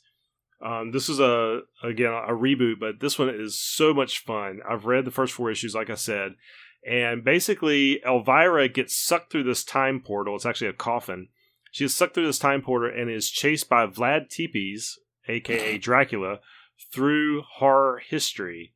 So she keeps getting bounced from horror era to horror era. Like, she meets Edgar Allan Poe, and she lands on a film set while they're filming Frankenstein. Oh, so that sounds awesome, actually. That sounds a really cool idea. So there's tons of nods, like, to horror fans. If you love horror, like, you're going to get all of these references. And it's got, what I liked about it is they really kept the Elvira sense of humor. It's full of stupid puns, like she likes to do. There's all kinds of wink, wink, nod to the reader that this is just a comic book. So a lot of very meta, breaking the fourth wall type stuff is in it too. So they captured the feel of Elvira like almost perfectly. And the art is really cool. The art is terrific. It's just a really fun comic to read. So I would highly recommend tracking those down. I tell you what, I've never seen so many variant covers on one comic before, but like the first issue alone has like 12 or 13 different covers. Oh my god! Like every issue I've gotten has been like a selection of 7 or 8 different covers. So you can't go wrong with the story inside. I mean, all the covers are cool too. So don't get me wrong. You can pick up any of them and have a blast with this one. So highly recommend. I gotta order these. Yeah, they're really, really cool. And I had an honorable mention on here because I've read the first 3 issues of this, and it is amazing. And it does not sound like horror at all. But this is The Immortal Hulk. This is a series put out by Marvel. And you go, what? A Hulk comic in the horror category? Let me tell you, this is a horror take on The Incredible Hulk. And it is super cool. So, basically, Bruce Banner dies, but the Hulk lives on. So, the Hulk basically comes back to life. Essentially, Bruce Banner comes back to life because of that, right? And it just has this feel of a horror comic. The Hulk is a monster in this book. He's scary. He's drawn scary. He's angry. He's articulate and smart, which makes him even scarier. And it's just a really, really cool take on the character. I did not know about this comic until I read about it in a horror forum, if you can believe that. And I went down and tracked it down. I'm telling you, this comic is so hot right now, you can't even find back issues. It's tough to find back issues. I ended up having to get it digitally because I couldn't order the actual back issues. I think there's been 12 or 13 of them out now. But I had just gotten around to hearing about it, and it's really, really, really cool series. So trust me, I know it's not horror per se, but if you want a superhero horror mix, which I think is becoming a thing now. We talked about it with the New Mutants. We talked about it with that new Superman movie coming out. The superhero combined with horror seems to be the next big thing, and this really does a fantastic job of combining those two genres. Yeah, that and I'm a big Hulk fan, so that I'm definitely going to check that one out. Yeah. I mean, even if I have to wait for like one of those omnibus things, where they release the whole thing. Yeah, they'll put out volume 1, like a graphic novel series or something. So yeah, you should definitely pick those up because they're really, really cool. All right, well, guys, we have a short dismemberment this week, much to your relief, I guess, after that huge first chop. But let's discuss their releases for the week of February 5th. This is our dismemberment. Wait, no, please, God, no, don't call upon. Okay, a couple of quick mentions at the top here because I didn't want to go into too much detail because these are reissues. We have a Queens of Scream triple feature, which is this is a weird triple pack. It includes I Know What You Did Last Summer, When a Stranger Calls, and Vacancy. What? I don't know what those movies have anything to do with each other. It's the weirdest combo pack I've ever seen. So, yeah. I Know What You Did Last Summer, When a Stranger Calls, and Vacancy. I have no clue what those are doing together. But if you want them, you can get them at a good price. Yeah, I guess. I don't know why. Like, yeah, that's just, you're right, though. That's so weird. It's so random. Next up, this is to coincide with the Cloverfield Paradox, which we'll talk about in a second. But this is the 3-movie collection. Of course, includes Cloverfield, 10 Cloverfield Lane, and the Cloverfield Paradox, if you want to pick up the whole set. And then finally, again, I think this one gets reissued like every 6 months. I seriously think it does. This is the Hostel 2 double feature, which I already own, and it's being re-released yet again. So yeah, I think I own it too, and it's been on like cable a lot lately. In that, basically with the double feature, almost every time it airs, they're both together. Yeah, so. It's weird. So first up, as we alluded to, the Cloverfield Paradox 2018, released by Paramount. Directed by Julius Ona, and gosh, the names in this one, starring Gugu Mbatha-Raw, David Oyelowo, and Daniel Bruhl. I have no idea. I'm just Daniel Bruhl. You got that one. Daniel Bruhl, I think I got. The other ones I just butchered. But of course, orbiting a planet on the brink of war, scientists test a device to solve an energy crisis and end up face to face with a dark alternate reality. Of course, this is the controversial Cloverfield movie that was released right after the Super Bowl for some reason. Yeah. Was that last year? Yeah, last year. Yeah, last year. I remember. So, I still liked it. I mean, yes, It wasn't the greatest, but I enjoyed it. Yeah, I liked it on some level. I think my dislike was more disappointment because it was so hyped. But from an entertainment standpoint, I was entertained. So. Yeah, no, and I mean, I just loved that whole Cloverfield universe. So this next one up is Der Hund von Baskerville. I don't know a lot of German. That's Hound of the Baskervilles. Yeah, right? I don't know a lot of German, but I could figure that one out. This one's from 1929. This is a very early German version of this. Released by Flicker Alley. I'm saying it's German. I'm assuming from the title. Directed by Richard Oswald, starring Carlisle Blackwell, Alexander Mirsky, and Livio Pavanelli. But this is an interesting, because it's so old, like I'm always fascinated by Blu-rays of these really, really old films. This one has a new restoration, and it says Richard Oswald had directed an earlier adaptation of Conan Doyle's The Hound of the Baskervilles, the 1914 film Der Hund von Baskerville. God. This remarkable and complicated film restoration has been made available for the first time courtesy of the Film Museum München, accompanied with a music score by Joachim Barins. I almost want this just for that. Yeah, it's really cool. It's got an original commentary, The Hound, exploring the link the story has across cultures by Conan Doyle. It doesn't say who the commentary's by. An original commentary, Restoring der Hund, presented by film historian Rob Byrne. And Ken's going to kill me for these pronunciation because he speaks German, so he's going to really lay into me. Presented by film historian Rob Byrne, giving a complete picture of how this film came back for new audiences to enjoy, and an illustrated booklet essay by film historian Russell Merritt. So, well, actually, Ken likes the shorter episodes. You do have that advantage that he may have tuned off already. He may have already fallen asleep. So yeah. This next one up, Brian, this is your guest title. So it's called Mermaid Lake of the Dead from 2018. It's a Shout Factory released. Directed by... I was waiting for you. Oh, my God. Sviatoslav Podgavsky. Hey, actually, that sounded really good. Starring Victoria Agalakova, Efim Petrunin, and Sofia Shidlovskaya. So, yeah. Tim's spitting into his microphone. I don't know. Now. Yeah, I have no idea. So, all right. Well, I mean, based on the title, there could only be so many ways this would go, or unless it's just a horror title. I would just assume that there is a legend of one of those evil type of mermaids in what they have, I guess, call the Lake of the Dead, and I guess it somehow comes back. I don't know. Okay, yours was a little more simple than the actual plot, but you got the highlights. Okay. All right, so the full summary is an evil mermaid, ding ding, you got that one, Woo. Falls in love with Marina's fiancé Roman and aims to keep him away from Marina in her kingdom of death underwater. The mermaid is a young woman who drowned a few centuries ago. Marina only has 1 week to overcome her fear of the dark water to remain human in the deathly fight with the monsters and not to become one herself. Actually, that sounds like a really cool... It sounds kind of cool, doesn't it? Yeah, it's like a really dark version of The Little Mermaid. And yeah, I don't know. I thought the cover is really, really cool.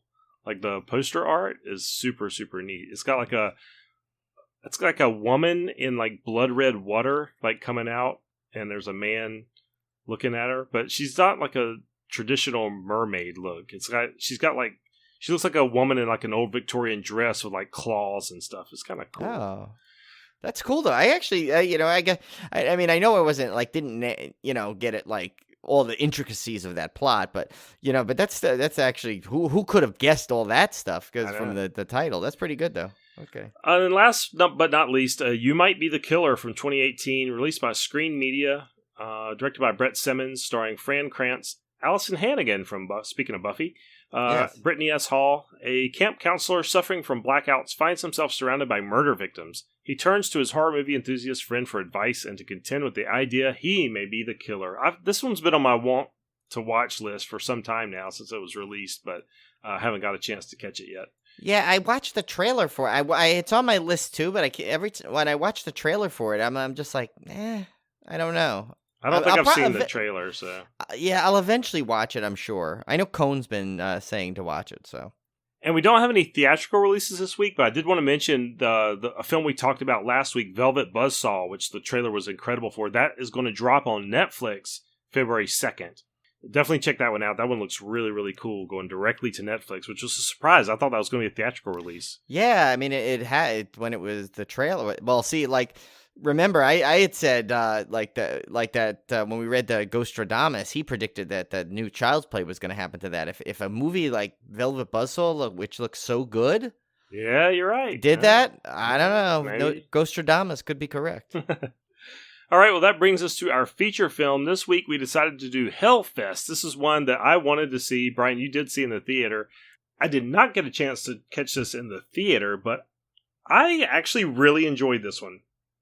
I don't know if my expectations were just low. Did I temper them for you? Maybe that's what it is, but let's go through it because this is essentially a straight up traditional slasher film in the 90s vein, I would say. Yeah, I think that's a good description. Yeah, so this one was from last year, as we said, directed by Gregory Plotkin. Stars Amy Forsyth as Natalie. She was on a fantastic season of Channel Zero. Yes, and in Christmas Horror Story. Oh, that's right. Yeah, you're right. She was in No End House season of Channel Zero. Really liked her in that. Rain Edwards plays Brooke. Bex Taylor Klaus plays Taylor. She was phenomenal in the Scream TV series. That's what she was from. Yeah, okay, I knew she was from something I saw. She plays kind of a similar character in this one, actually. She does. Very over the top horror fan kind of thing. Yeah. Kristen James plays Quinn. Matt Mercurio is Asher. Robbie Attal plays Gavin, and Stephen Conroy plays the Other, which is essentially the shape or the villain or whatever you want to call it in this one. The shape, the Other. Yeah, and of course Tony Todd as the Barker. A very small role, but I love seeing Tony Todd. I don't care how big the role. Not enough, though, I say. Not enough. So the synopsis is a masked serial killer turns a horror-themed amusement park into his own personal playground, terrorizing a group of friends while the rest of the patrons believe that it is all part of the show. So let's go through the plot points here. So we start off with kind of a setup for the movie, and the familiar intro. Again, this is just like the 90s movies, like Scream. You have this intro, and then you go into the main story. But there's a group of girls in this haunt. One girl gets separated, and what do we say haunt? You know what Brian and I are talking about, an amusement park haunt, maze, or whatever you want to call it.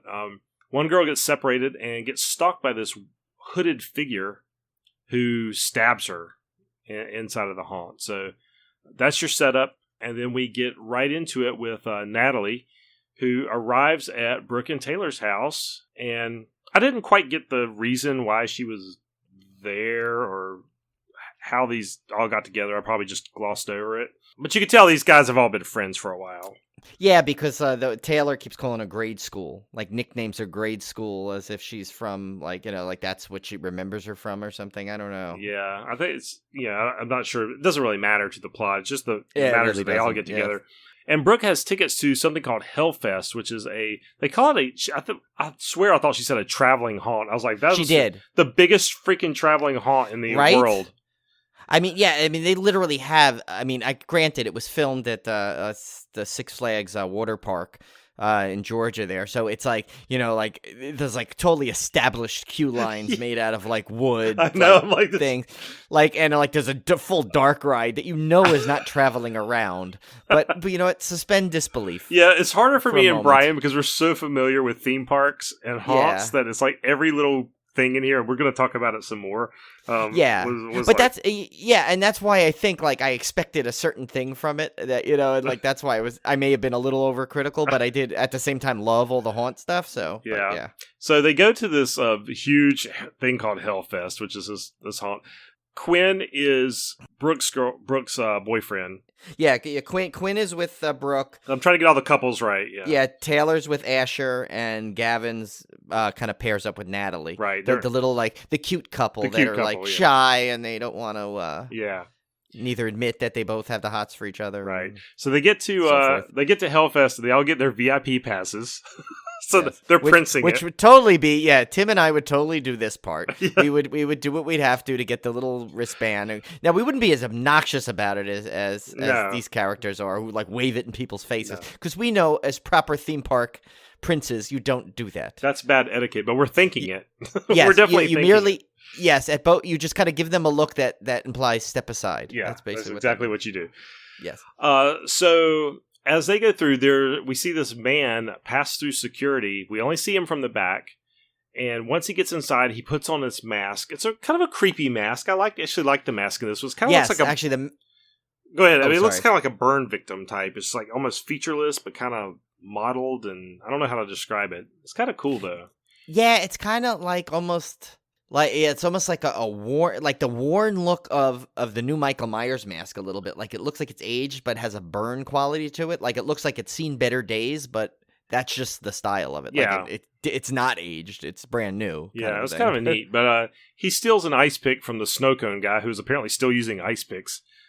Yeah, I know. Well, that's what you get when you have a traveling thing. They had to save money somewhere. I mean, they couldn't. They could bring an entire queue line, but they cannot pack an ice crushing. I'm thinking the guy who lost the ice pick. I was like, is he not calling security going, hey, somebody took an ice pick, by the way? Yeah. But anyway. Maybe because Sharon Stone didn't walk through, they figured they were okay. I don't know. Yeah. So I made a little note here, but the group hits the first maze, and this is going to be a recurring theme throughout this movie. I had in here worst throughput ever, because these mazes. Yeah. Now, if you've gone to a haunt, like a real haunt, Yes. especially like Halloween Horror Nights, especially in a theme park this size. Yes. Which is obviously took place in. There's literally hundreds of extras milling about. There's hundreds of guests in this park.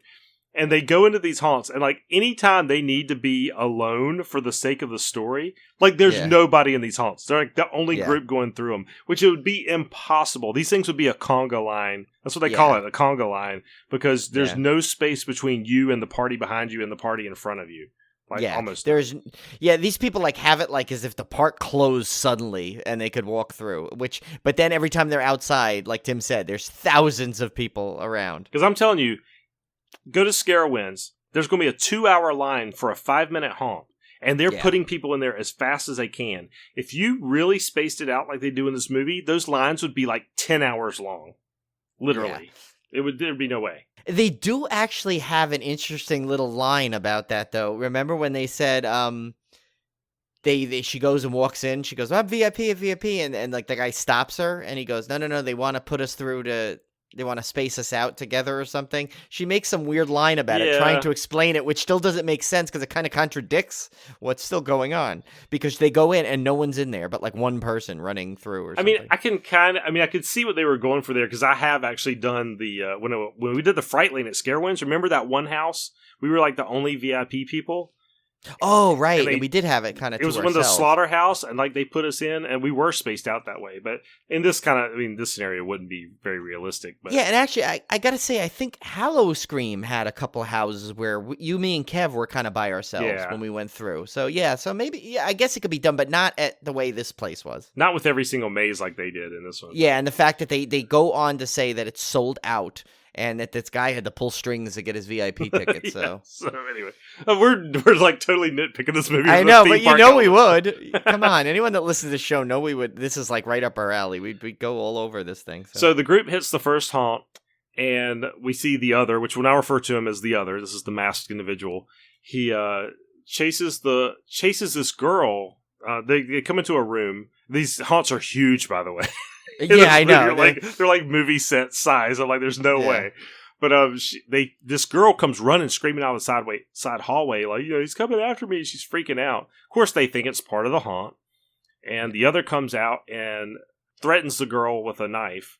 And Natalie's friends kind of go off because they don't want to see any more of it. Natalie kind of stays behind out of morbid curiosity, watch what's going to play out. And the other stabs this girl right in the chest. And Natalie's pretty shaken up about it, but again, she still thinks it's part of the haunt. So yeah, but she just thought it was realistic. Yeah, looking, she's so. not like raising alarms quite yet. Yeah, I will say what they did capture perfectly is that is such a haunt name, Deform School. Yeah, that's that true. is like true. such a dead-on name that would be at like a Six Flags type of park or a Cedar Fair, one of those, or like Cedar Point kind of one. That is they definitely got that part right. Yeah, I'm sorry, it was an ice pick, not a knife. It was the ice pick he stole earlier.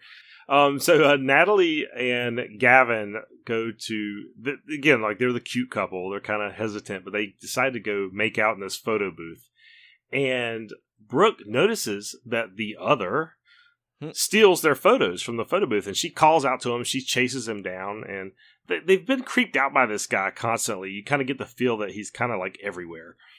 And so Brooke chases him down, but she can't find him, so she kind of gives up. But they're kind of disturbed. It's another disturbing escalation in all this. As all this is going on, Gavin's been trying to win a stuffed animal for Natalie, and he's terrible at these games. So much so that like everyone just makes fun of him. Yeah, like even the guys running the games taking his money are telling him how terrible he is. Yeah, he's like, this is hurtful to watch. He's like, this would be me. I've totally identified with Gavin because I can't win those things to save my life. So I would be that guy in this scenario. But this was kind of a weird. Okay, so I get it. It's a reason to get Gavin to split off from the group, but at the same time, it was kind of a weird way to do it. Yeah, I thought this was a weird, like, I mean, but I guess, like, yeah, it's hard to try and just kind of explain why he double back without doing a cheesy, I gotta go to the bathroom, yeah. You know? But so the group decides they're going to go to the back of the park. This is where you can be touched by the scare actors, right? Right. So this is like the more extreme section of the park. So they decided they're going to go there. Well, Gavin says, wait, I'll catch up with you guys. I got something I got to do. And he doesn't explain what. Well, it turns out he just wants to go get a stuffed animal for Natalie. Right. And surprise her with it. Which, okay, I can kind of see that's romantic. But at the same time, it's like, you picked right then. Maybe it's the theme park guy in me going, no, the hell, I'm not missing the extreme haunt part. I know. I said, like, you got, like, little bit of time here. Like, they were already, I think they kind of implied that they were already there a little later than they wanted to be. Like, that the VIP or not, you got to get your... They've been there the whole time, and they've gotten like to one house. That would be killing Tim and I. I know, and they stopped and got shots. I'm like, carry that with you. Like, we got to go. Like, we got to see all these haunts. I mean, I know. You guys are dancing around, fooling around, standing here playing games. Come on, move it. Get to that haunt. It was driving me crazy. It was. I was actually getting anxiety watching it because I'm like, oh my god, they're not going to get all the haunts. They've just lost an hour of time to see all these haunts, and they're not going to get through them all, even with the passes. So anyway, so Gavin splits off. He tries to get the guy at the game thing to just give him one of the animals, which the guy wasn't. He's not a suave man. He's not. Poor guy. But he just happens to see this guy walking out of an employee entrance with the with stuffed animals to resupply the game. So he ducks in there to try to I guess he's just going to steal one. I guess he figured he'd give him enough money. I guess there's his moral choice that leads to his demise. Apparently. But. So. The other appears behind him and ends up killing him with one of those mallets that you use to ring the bell for the strength thing. What do you call that? Yeah. Strength test thing? Yeah, I don't know what it is. I don't know what you call that. Strongman? Strongman, the mallet, the sledgehammer thing. That's what he kills him with. So that was a pretty brutal kill. That was really well done. It was funny. I watched the documentary that came on the disc with it, and they basically said that they said that their intent was to because you expected he was the nice guy, you figured he would make it through. Yeah. At least towards the end, and the fact that he was the first to get really offed out of the main characters was supposedly a shock, which I kind of go for. You would expect him and the girl to be down to the end. That's how when I was watching it, I predicted that, but it was wrong. So. I can see that. Well, so anyway, the rest of the group finally gives up, and they get on this dark ride that will take them to the back of the park. I mean, that's cool in and of itself that you would have this dark ride. Again, throughput completely bonkers. Yeah. They do kind of make reference because I think the VIP line was like a 45-minute wait. Yeah, she's like, wait, we still gotta wait? Yeah, like, I'm saying, well, see, now that's what happens. You waste your time with your games, and you waste your time doing shots standing there instead of walking with them. Well, interesting note, that's incorrectly listed as a goof on IMDb. They say, well, because they have a VIP pass, they shouldn't have waited in any lines. I'm like, no. Nope. Just because you have a fast pass don't mean you're not going to wait in a line. You're going to be waiting in a fast pass line. Yep, that is going to get a thumbs down for this was helpful, Yep. like on IMDb, Yep, because that is wrong. That is an incorrect goof. That is not Yep. correct. They could definitely have a 45-minute wait, especially if they got to go through a dark ride with a 2-car capacity, 2-rider per capacity car for dark ride. Yeah, the throughput's going to be terrible. You're lucky it's 45 minutes. And considering it's taking to a part, it's not even doing a circuitous loop. So it's dropping them off apparently, and then just kind of stops. And somehow the cars get all the way back to wherever they were. Unless it's one of those like fake things where you don't really go that far. You just kind of go around the corner. We're totally overthinking this. And we are. The director, if he listens to this, he's probably like, oh my God, you freaking theme park nerds, you're killing me. So anyway, so they get on this ride. Well, the ride stops in the middle of it, and the other appears and basically climbs into Natalie's car. And this kind of shocked me, actually. Yeah, I thought this was a really cool sequence. Because it was really cool sequence. Like, he gets into the car, and I'm like, oh my God, he's going to kill her. And, like, is she not the final girl? Because you're set up to believe she's going to be the final girl. And I'm like, oh my God, what's going to happen? Well, she comes out safe, and he's kind of just riding on the car with her. And then he steps off and lets her get off, and we realize, dun dun dun, there's multiple of the others. That's a common scare actor costume, and there's tons of these in the park, which I thought was cool. Again, another kind of nod to Scream with the multiple killer thing. That's why this reminded me of the 90s so much. Yeah. Well, and it also it's actually a good plot point, because the fact that, you wonder, it's like, well, I mean, we know, like, that you go to these things and there is just a myriad of different characters that could haunt you. But when you have all those ones that look exactly the same like that, and now you're supposed to try and find someone in there, it, like, leads to all the, it makes it, like, much more plausible the reactions to everybody has, where they stop, they really start, like, not believing her all the time, Right, yeah, I thought it was brilliant. Like, I thought that was a great that was a good decision to do it that way. So this part was really cool too. The group is led by this group of creepy children scare actors to this maze called the Deadlands, and these were cool costumes. I love these like creepy kid costumes. They're like burlap, burst map. Kim and Kat. We're borrowing that from Kim and Kat. Burlap mask kids or whatever.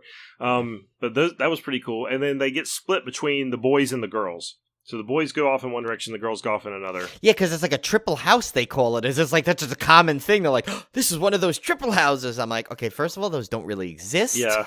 There's not such thing as, I mean, yes, they sometimes will have multiple haunts in the same building, but they don't call it a triple haunt. No. Or whatever they name, whatever term they use, that's not real. So, this was kind of cool because I liked how they cut back and forth between the two groups, kind of build the tension here. It's kind of a cool sequence, but Natalie sees the other in the haunt, and it really freaks her out. So she runs out, and she sees him like pounding the plexiglass at her. So it doesn't seem like just another one of the scare actors. It seems like the one that she's terrified of.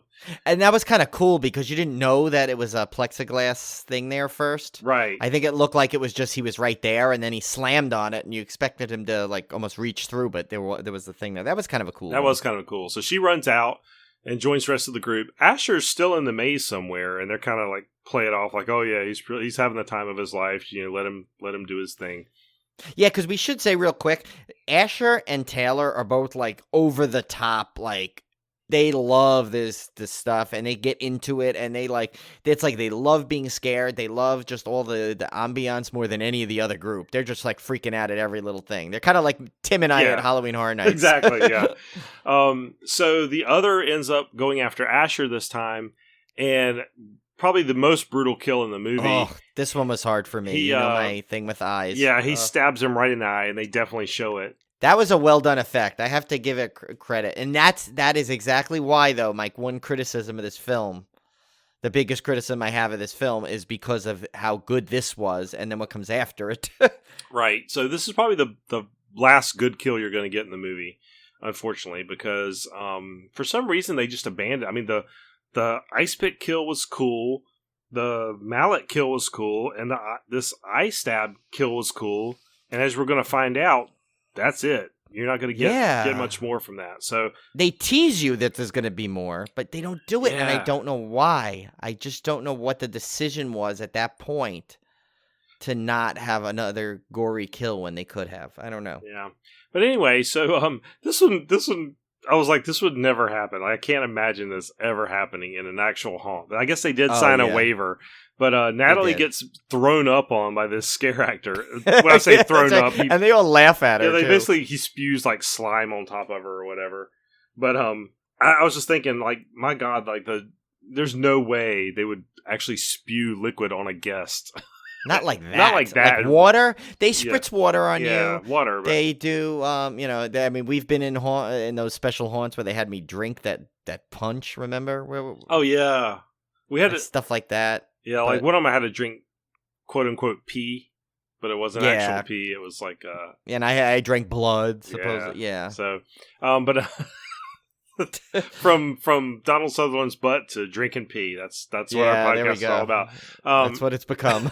So she goes into the bathroom to clean up, and this was a pretty tense sequence. I like this sequence too. Yeah. She's in the bathroom, and the other is like, she's drying her hair under one of those air dryer, hand dryers. Yeah, first of all, I have to say something. That was way too inconvenient that this hair dryer is right up so you can dry your hair. That's true. I did not get. It was such I was like, where have you ever seen that like that? It's one thing if there was like actually that bathroom contained showers, because then I could see, oh, you come out, okay, it's a but it was literally just toilets. Or if it was filmed in a water park. There you go, which it was. There you go, you're right. But yeah. I stand corrected. So anyway, the other kind of almost reaches out and caresses her hair while she's distracted by the hairdryer. That was actually a really creepy, cool scene. I like that one. Yeah, because it's like it was flowing up, and he just kind of puts his hand through, and she has no clue. Yeah, and I also like the scene. She's sitting down using the bathroom, and she pulls her phone out, and she is trying to text Gavin, like, where are you? Are you almost back? And he replies, but she hears the text message go off on a phone, so she chalks it up to coincidence until she does it again, and she hears the tone again and knows that somebody's got his phone. Or that's the conclusion she kind of thinks. Of course, the other appears, tries to grab her, but she escapes. But it's a really tense scene. I actually like that scene. It was really... that's the thing. It's like it had... That's why, like, I felt bad that I feel like I criticized it too much. It's just, I expect, like, in a slasher, I don't like when they, when they back down from what they had such a good gore streak going, and I don't know why it like, it's, I don't know if they just, that was, it was obviously a conscious choice to do that, but I still don't know why, I don't understand it, but. So Natalie calls security finally, to talk about, hey, my boyfriend or whatever she calls him is missing. This creepy guy's been stalking us. And security does what you might expect at a haunt, like, yeah, whatever kind of thing, because, there's scare actors everywhere. They don't know who it is. They can't prove the guy's actually stalking her and just not doing he might just be doing his job, right? That's his job. Yeah, like the guy, he says that line, he's like, well, yeah, I have to, like, arrest half the people here. Yeah, so security basically just completely blows her off. So they end up convening at this show. This is another thing that was kind of cool because I could see this happening at a real haunt. They do have these shows every now and again that people get around that do these fake executions and stuff. That's a real thing. So I kind of like seeing that. But this is, of course, it's Tony Todd. This is where Tony Todd appears as the barker, as he's called. But the group convenes, and she's asking, where is Taylor? Well, Taylor has been volunteered to be the victim for the execution. For the show, and Natalie notices that the executioner, who's in a black executioner's robe and hood, has the same shoes as the other, and she basically flips out and starts freaking out and causing a big scene. Yeah, and he, we should say too that the shoes, while she knows the shoes, they're very distinguishable because they are like ripped right on the front of the shoe. Yeah, so that's a good point. Yeah. So the audience can always tell too, along with her. It's not just she sees something that we don't see. No, it's very obvious that when it's his shoe. Yeah, because that plays on later on with the guy with the red shoes when they. Yeah, and this one kind of caught me by surprise too, because I expected. Now Taylor's led into a guillotine, so you figure, okay, her head's going to get chopped off, and everybody's going to think it's part of the act. Well, it really is a dummy guillotine, and a prop head is. Taylor's perfectly fine, and so Natalie freaked out over nothing, but she's still kind of all shooken up about this. And so as the crowd kind of disperses, we see that the other actually is in the executioner's outfit, and he really does attempt to execute her with the guillotine. He ties Taylor down. He tries to chop her head off. The blade is too dull to actually do any damage. I mean, it does a little bit of damage, but it's not enough to, obviously, to kill her. Well, and I think it was caught a little bit, like it didn't go down all the way either. Yeah, because it's a prop guillotine. I mean, it's not a real, So Taylor actually escapes, which was cool, because I was totally expecting her to be the next in the body count. So it was kind of cool to see her get away. But then it's kind of this weird sequence that I did not expect. So the other chases her down through the crowd and basically just stabs her right in the middle of everybody. It gives her like a big slice, right across her. And then Quinn steps in to try to help her, and he stabs Quinn. Yeah, it was like so sudden. It was like, right in the middle of everybody. But yeah, and see, that's the part I have a problem with it. Even though that was like a surprising scene, it's like, it's like you're setting, either you're trying to get set up for these characters to it's a slasher. They should be like off in the proper like slasher code, I guess, if there is one. And I was like a little disappointed, especially because. Like, I can give you the fake out. I like the fake out that they do, like Tim said. I was like, when I was watching, I said, oh, okay, it's going to be just like the typical one where they're going to think it's fake and she really cuts her head off and no one realizes except, her friends. But then when they faked you out there and then they tried it again and it didn't work, I'm like, oh my God, still, she's not like, I think I would have preferred like him to like literally like at that point slice her head off somehow. Like, she like keeps escaping. But like the fact that it was just like a slice that you didn't even see barely, I don't even think you saw blood. You just saw her slice and have her get like her head knocked back and then turn around and the other guy just gets like the most boring stab ever. I mean, It's like, it's kind of like, I feel like I got cheated out of those two kills. Yeah, I agree. But at least security now knows something is actually wrong. Right. So security is now on high alert. They end up tackling the other, which we think is the other, but it's not. It's one of the other scare actors. Right. The other scare actors. Because he's got red shoes, so it's very obviously he's not the actual killer. So Natalie and Brooke do the stupidest thing ever. They run into the final maze, which is called hell. Like, don't run into the stupid maze. There's not going to be security inside the maze. Right. And you don't know the maze. So. And the other thing is, there's nobody in the freaking maze. There's no scare actors in there. There's no other guests in there. Yeah, why is that the case? Again, where are the guests? Yeah, where are the guests? Where are the other scare actors? Where are the park employees? None of them are in here. I'm sorry, it's not a park. It's a traveling haunt, which is like a $50 million traveling haunt.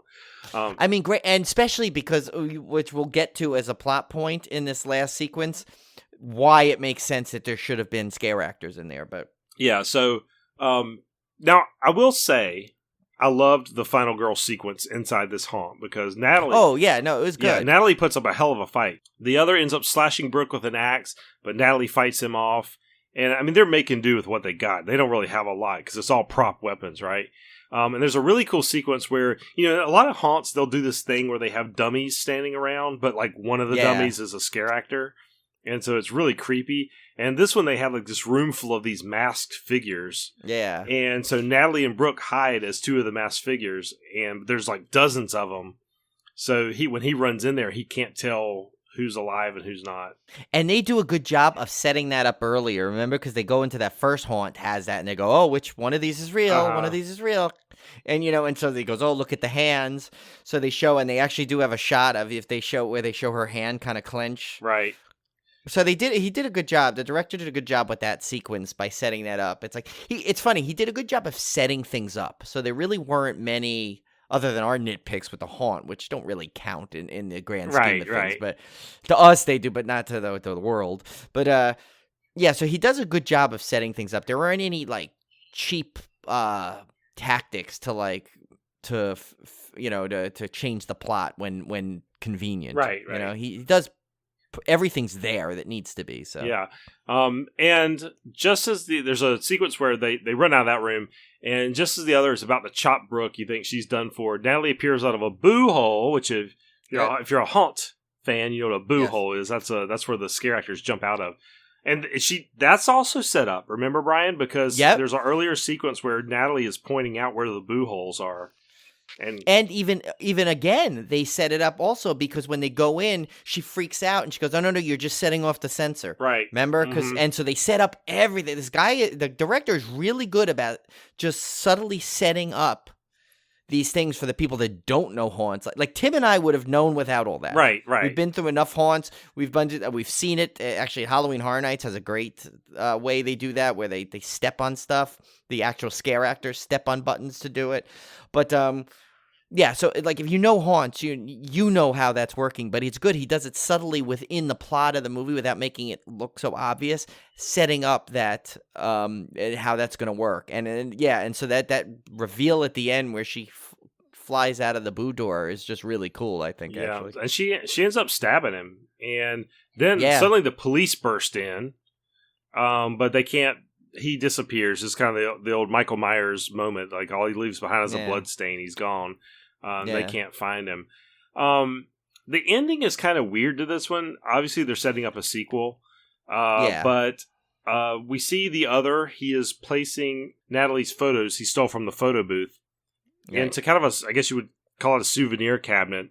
But it's got different masks. Vault. You see the devil mask he was wearing in the very beginning in the intro, and then you got, of course, the other mask that he wore throughout the film.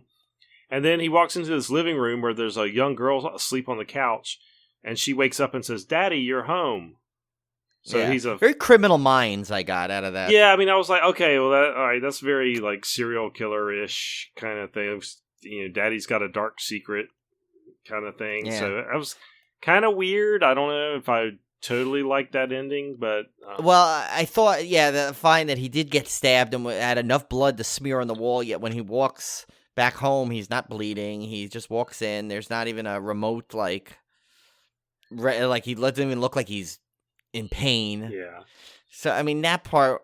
That's true. Yeah. I'm not sure why that was. Why they we're so good and careful about putting everything else in. Why that was kind of left like that, but I don't know. But I will say, overall, I just really had a good time with this one, and it's probably because I love theme parks, I love haunts. It had a lot of that feel. I mean, they really captured the feel of being at one of those events, I think, really well. Yeah, and remember, that's what I did say. I said, if you, I said, I think you and I will get a lot out of it, more than maybe an average viewer that doesn't like the haunts. They may be like, oh my God, this is terrible. And all they're doing is walking through haunted houses. But like to me, that was my favorite part. Right. It's like, and I thought the characters were very likable. Like again, I had a little bit of an advantage because I really liked Amy Forsyth in Channel Zero. So she's great. I liked her right from the start because I was familiar with her. So and I liked Bex Taylor Klaus played Taylor because I loved her in the Scream series. So I kind of already liked two of the actresses. Yeah, and she was like, she fit that role of like someone that you'd see at that place, like, totally. Like that was so into it that just loves to like do it. But she does get scared, which is great. Like so many times they'll startle her, and but she loves it. She loves the fact that she just got the crap scared out of her by like some guy, which like, dude, But I mean, overall, like I really enjoyed it. I thought it was a perfectly serviceable '90s slasher throwback. Yeah, and it was. That's like to me, that's like a perfect no frills date night horror movie right there. Yeah, I will say I was probably a little too hard on it, and it's more because of what we like to call anticipation. Like I was so excited for all of the and I just I think it threw me off the way it just like the gore stopped, and I think so. Then I was like I will say the second time I watched through it without any expectations, I enjoyed it more. Yeah, I mean I think it was kind of weird because like the first start of the movie promises like a traditional pretty decent, if not R, at least a hard PG-13 slasher, and then it ends up being like slightly above Goosebumps in terms of terms of like showing any kind of violence. So that was kind of weird how it just completely faded off in the second half. I don't understand why they let up on it, but because usually the kills escalate as you go on. And in this one, they actually went backwards. They diminished as you went on. It was weird, right? And I think that took me aback. It was disorienting in a way to me. Like I'm like, oh, this is awesome. This is 2 great kills, and then the next 2 were like, what? It's like they ran out of special effects budget or something. It was weird, and the fact that they happened so fast, those 2 kills. Yeah. But we don't even know if they're kills. We're calling them kills, but we don't know if they could have possibly survived. And maybe that's your sequel there. I guess maybe I don't know. Yeah. But anyway, I don't want to. Yeah. Despite our little nitpicks, I still really enjoyed this one. I was thoroughly entertained by it. So I definitely, see it for a rental. I think they got it at Redbox right now. Definitely well worth the rental. Oh yeah. Oh, and just a little thing. We commented on the mask. The designer of that was Tony Gardner from Alterian Incorporated, which also designed the baby face mask in Happy Death Day. So you got a guy. Obviously, they went to the right guy to make a creepy mask because. Yeah, we got a couple of other little trivia points here. Many of the characters in the beginning are from the Netherworld Haunted House. It's a very famous haunted house in Georgia. It's always in the top 10. If you look on the Travel Channel, they always feature Netherworld. I'd really like to go to that one at some point. Well, we can go visit. We'll meet Goliath. Yeah.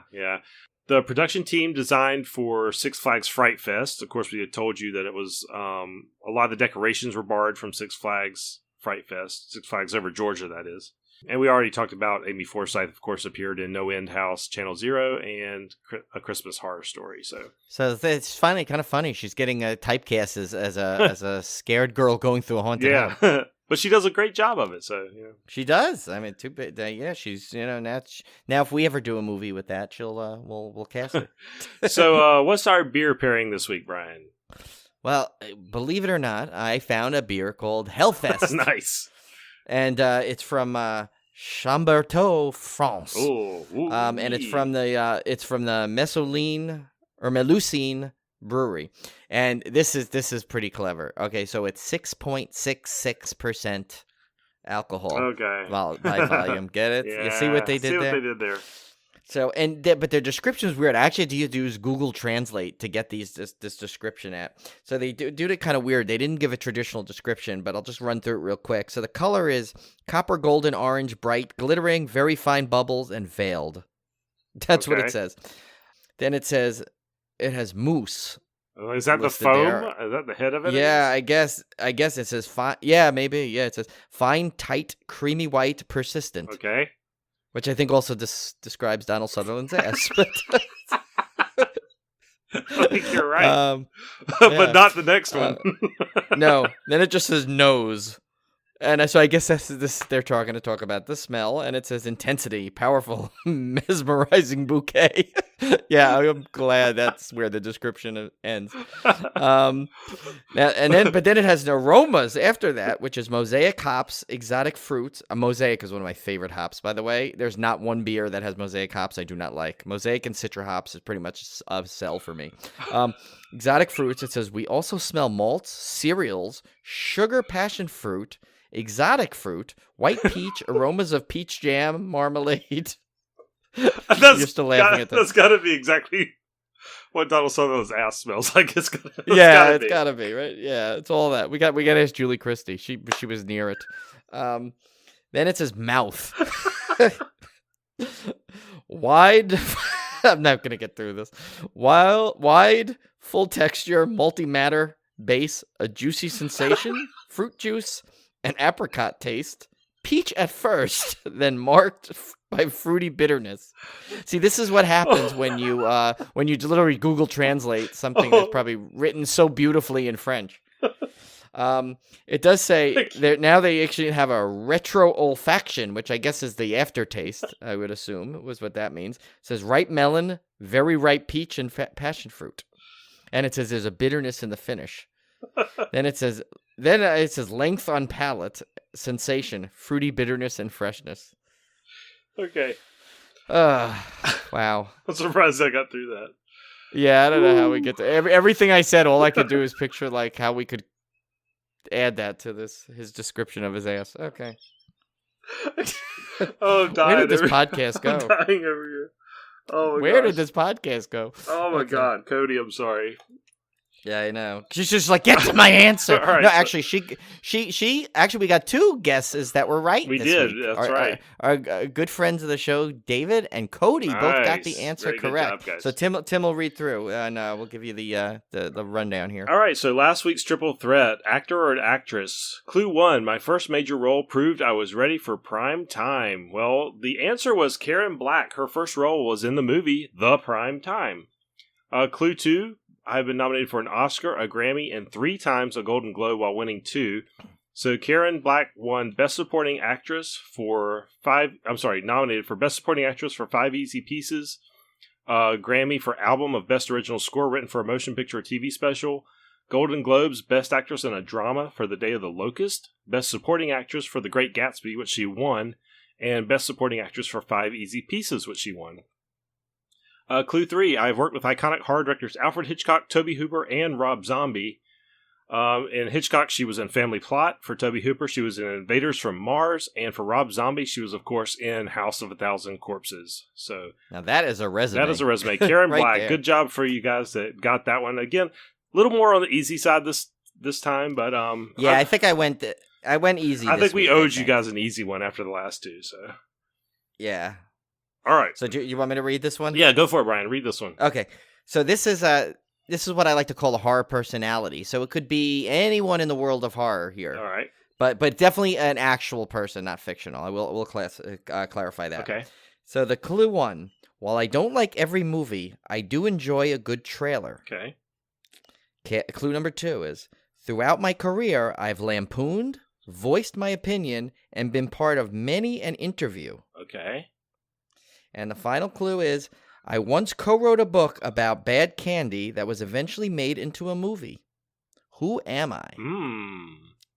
So, and we did promise, we went back on something that I had said we were going to do. Is I was going to, we'll tweet it out on social media, the 3 clues again. So you're not you have to go listen back. Right, So you can actually see it in front of you. Cody reminded us that we were supposed to do that. So thank you again, Cody, for reminding us, because I did say I was going to do that. And it does make it easier if you have it in front of you than trying to listen to it all. Yeah, because some of So- these are very subtle. Some of our wording is very intentional and that kind of thing. So, Right. but anyway, guys, I guess we'll get out of here. Another long episode. So either you're welcome or sorry about that, depending on your point of view. Depending if you're Ken or Cody. That's right. So, guys, check us out on social media: Instagram, Twitter, Facebook. Drop us a line at Gmail. Love to hear from you. And also, be sure to put in an iTunes review. I know it's a pain. Just go do it. Write a few words, and you'll be entered into a contest to win a Civil Gore prize pack. I'm still collecting stuff for that prize pack. It's got some cool stuff already. So Nice. definitely do that, and we'll be drawing those winners. I'm kind of waiting to get a good selection of reviews first. Yeah, we definitely need some more. Definitely need some more reviews in there before we can pick a winner. So do that for us, guys, and we will see you back here next week. See you later.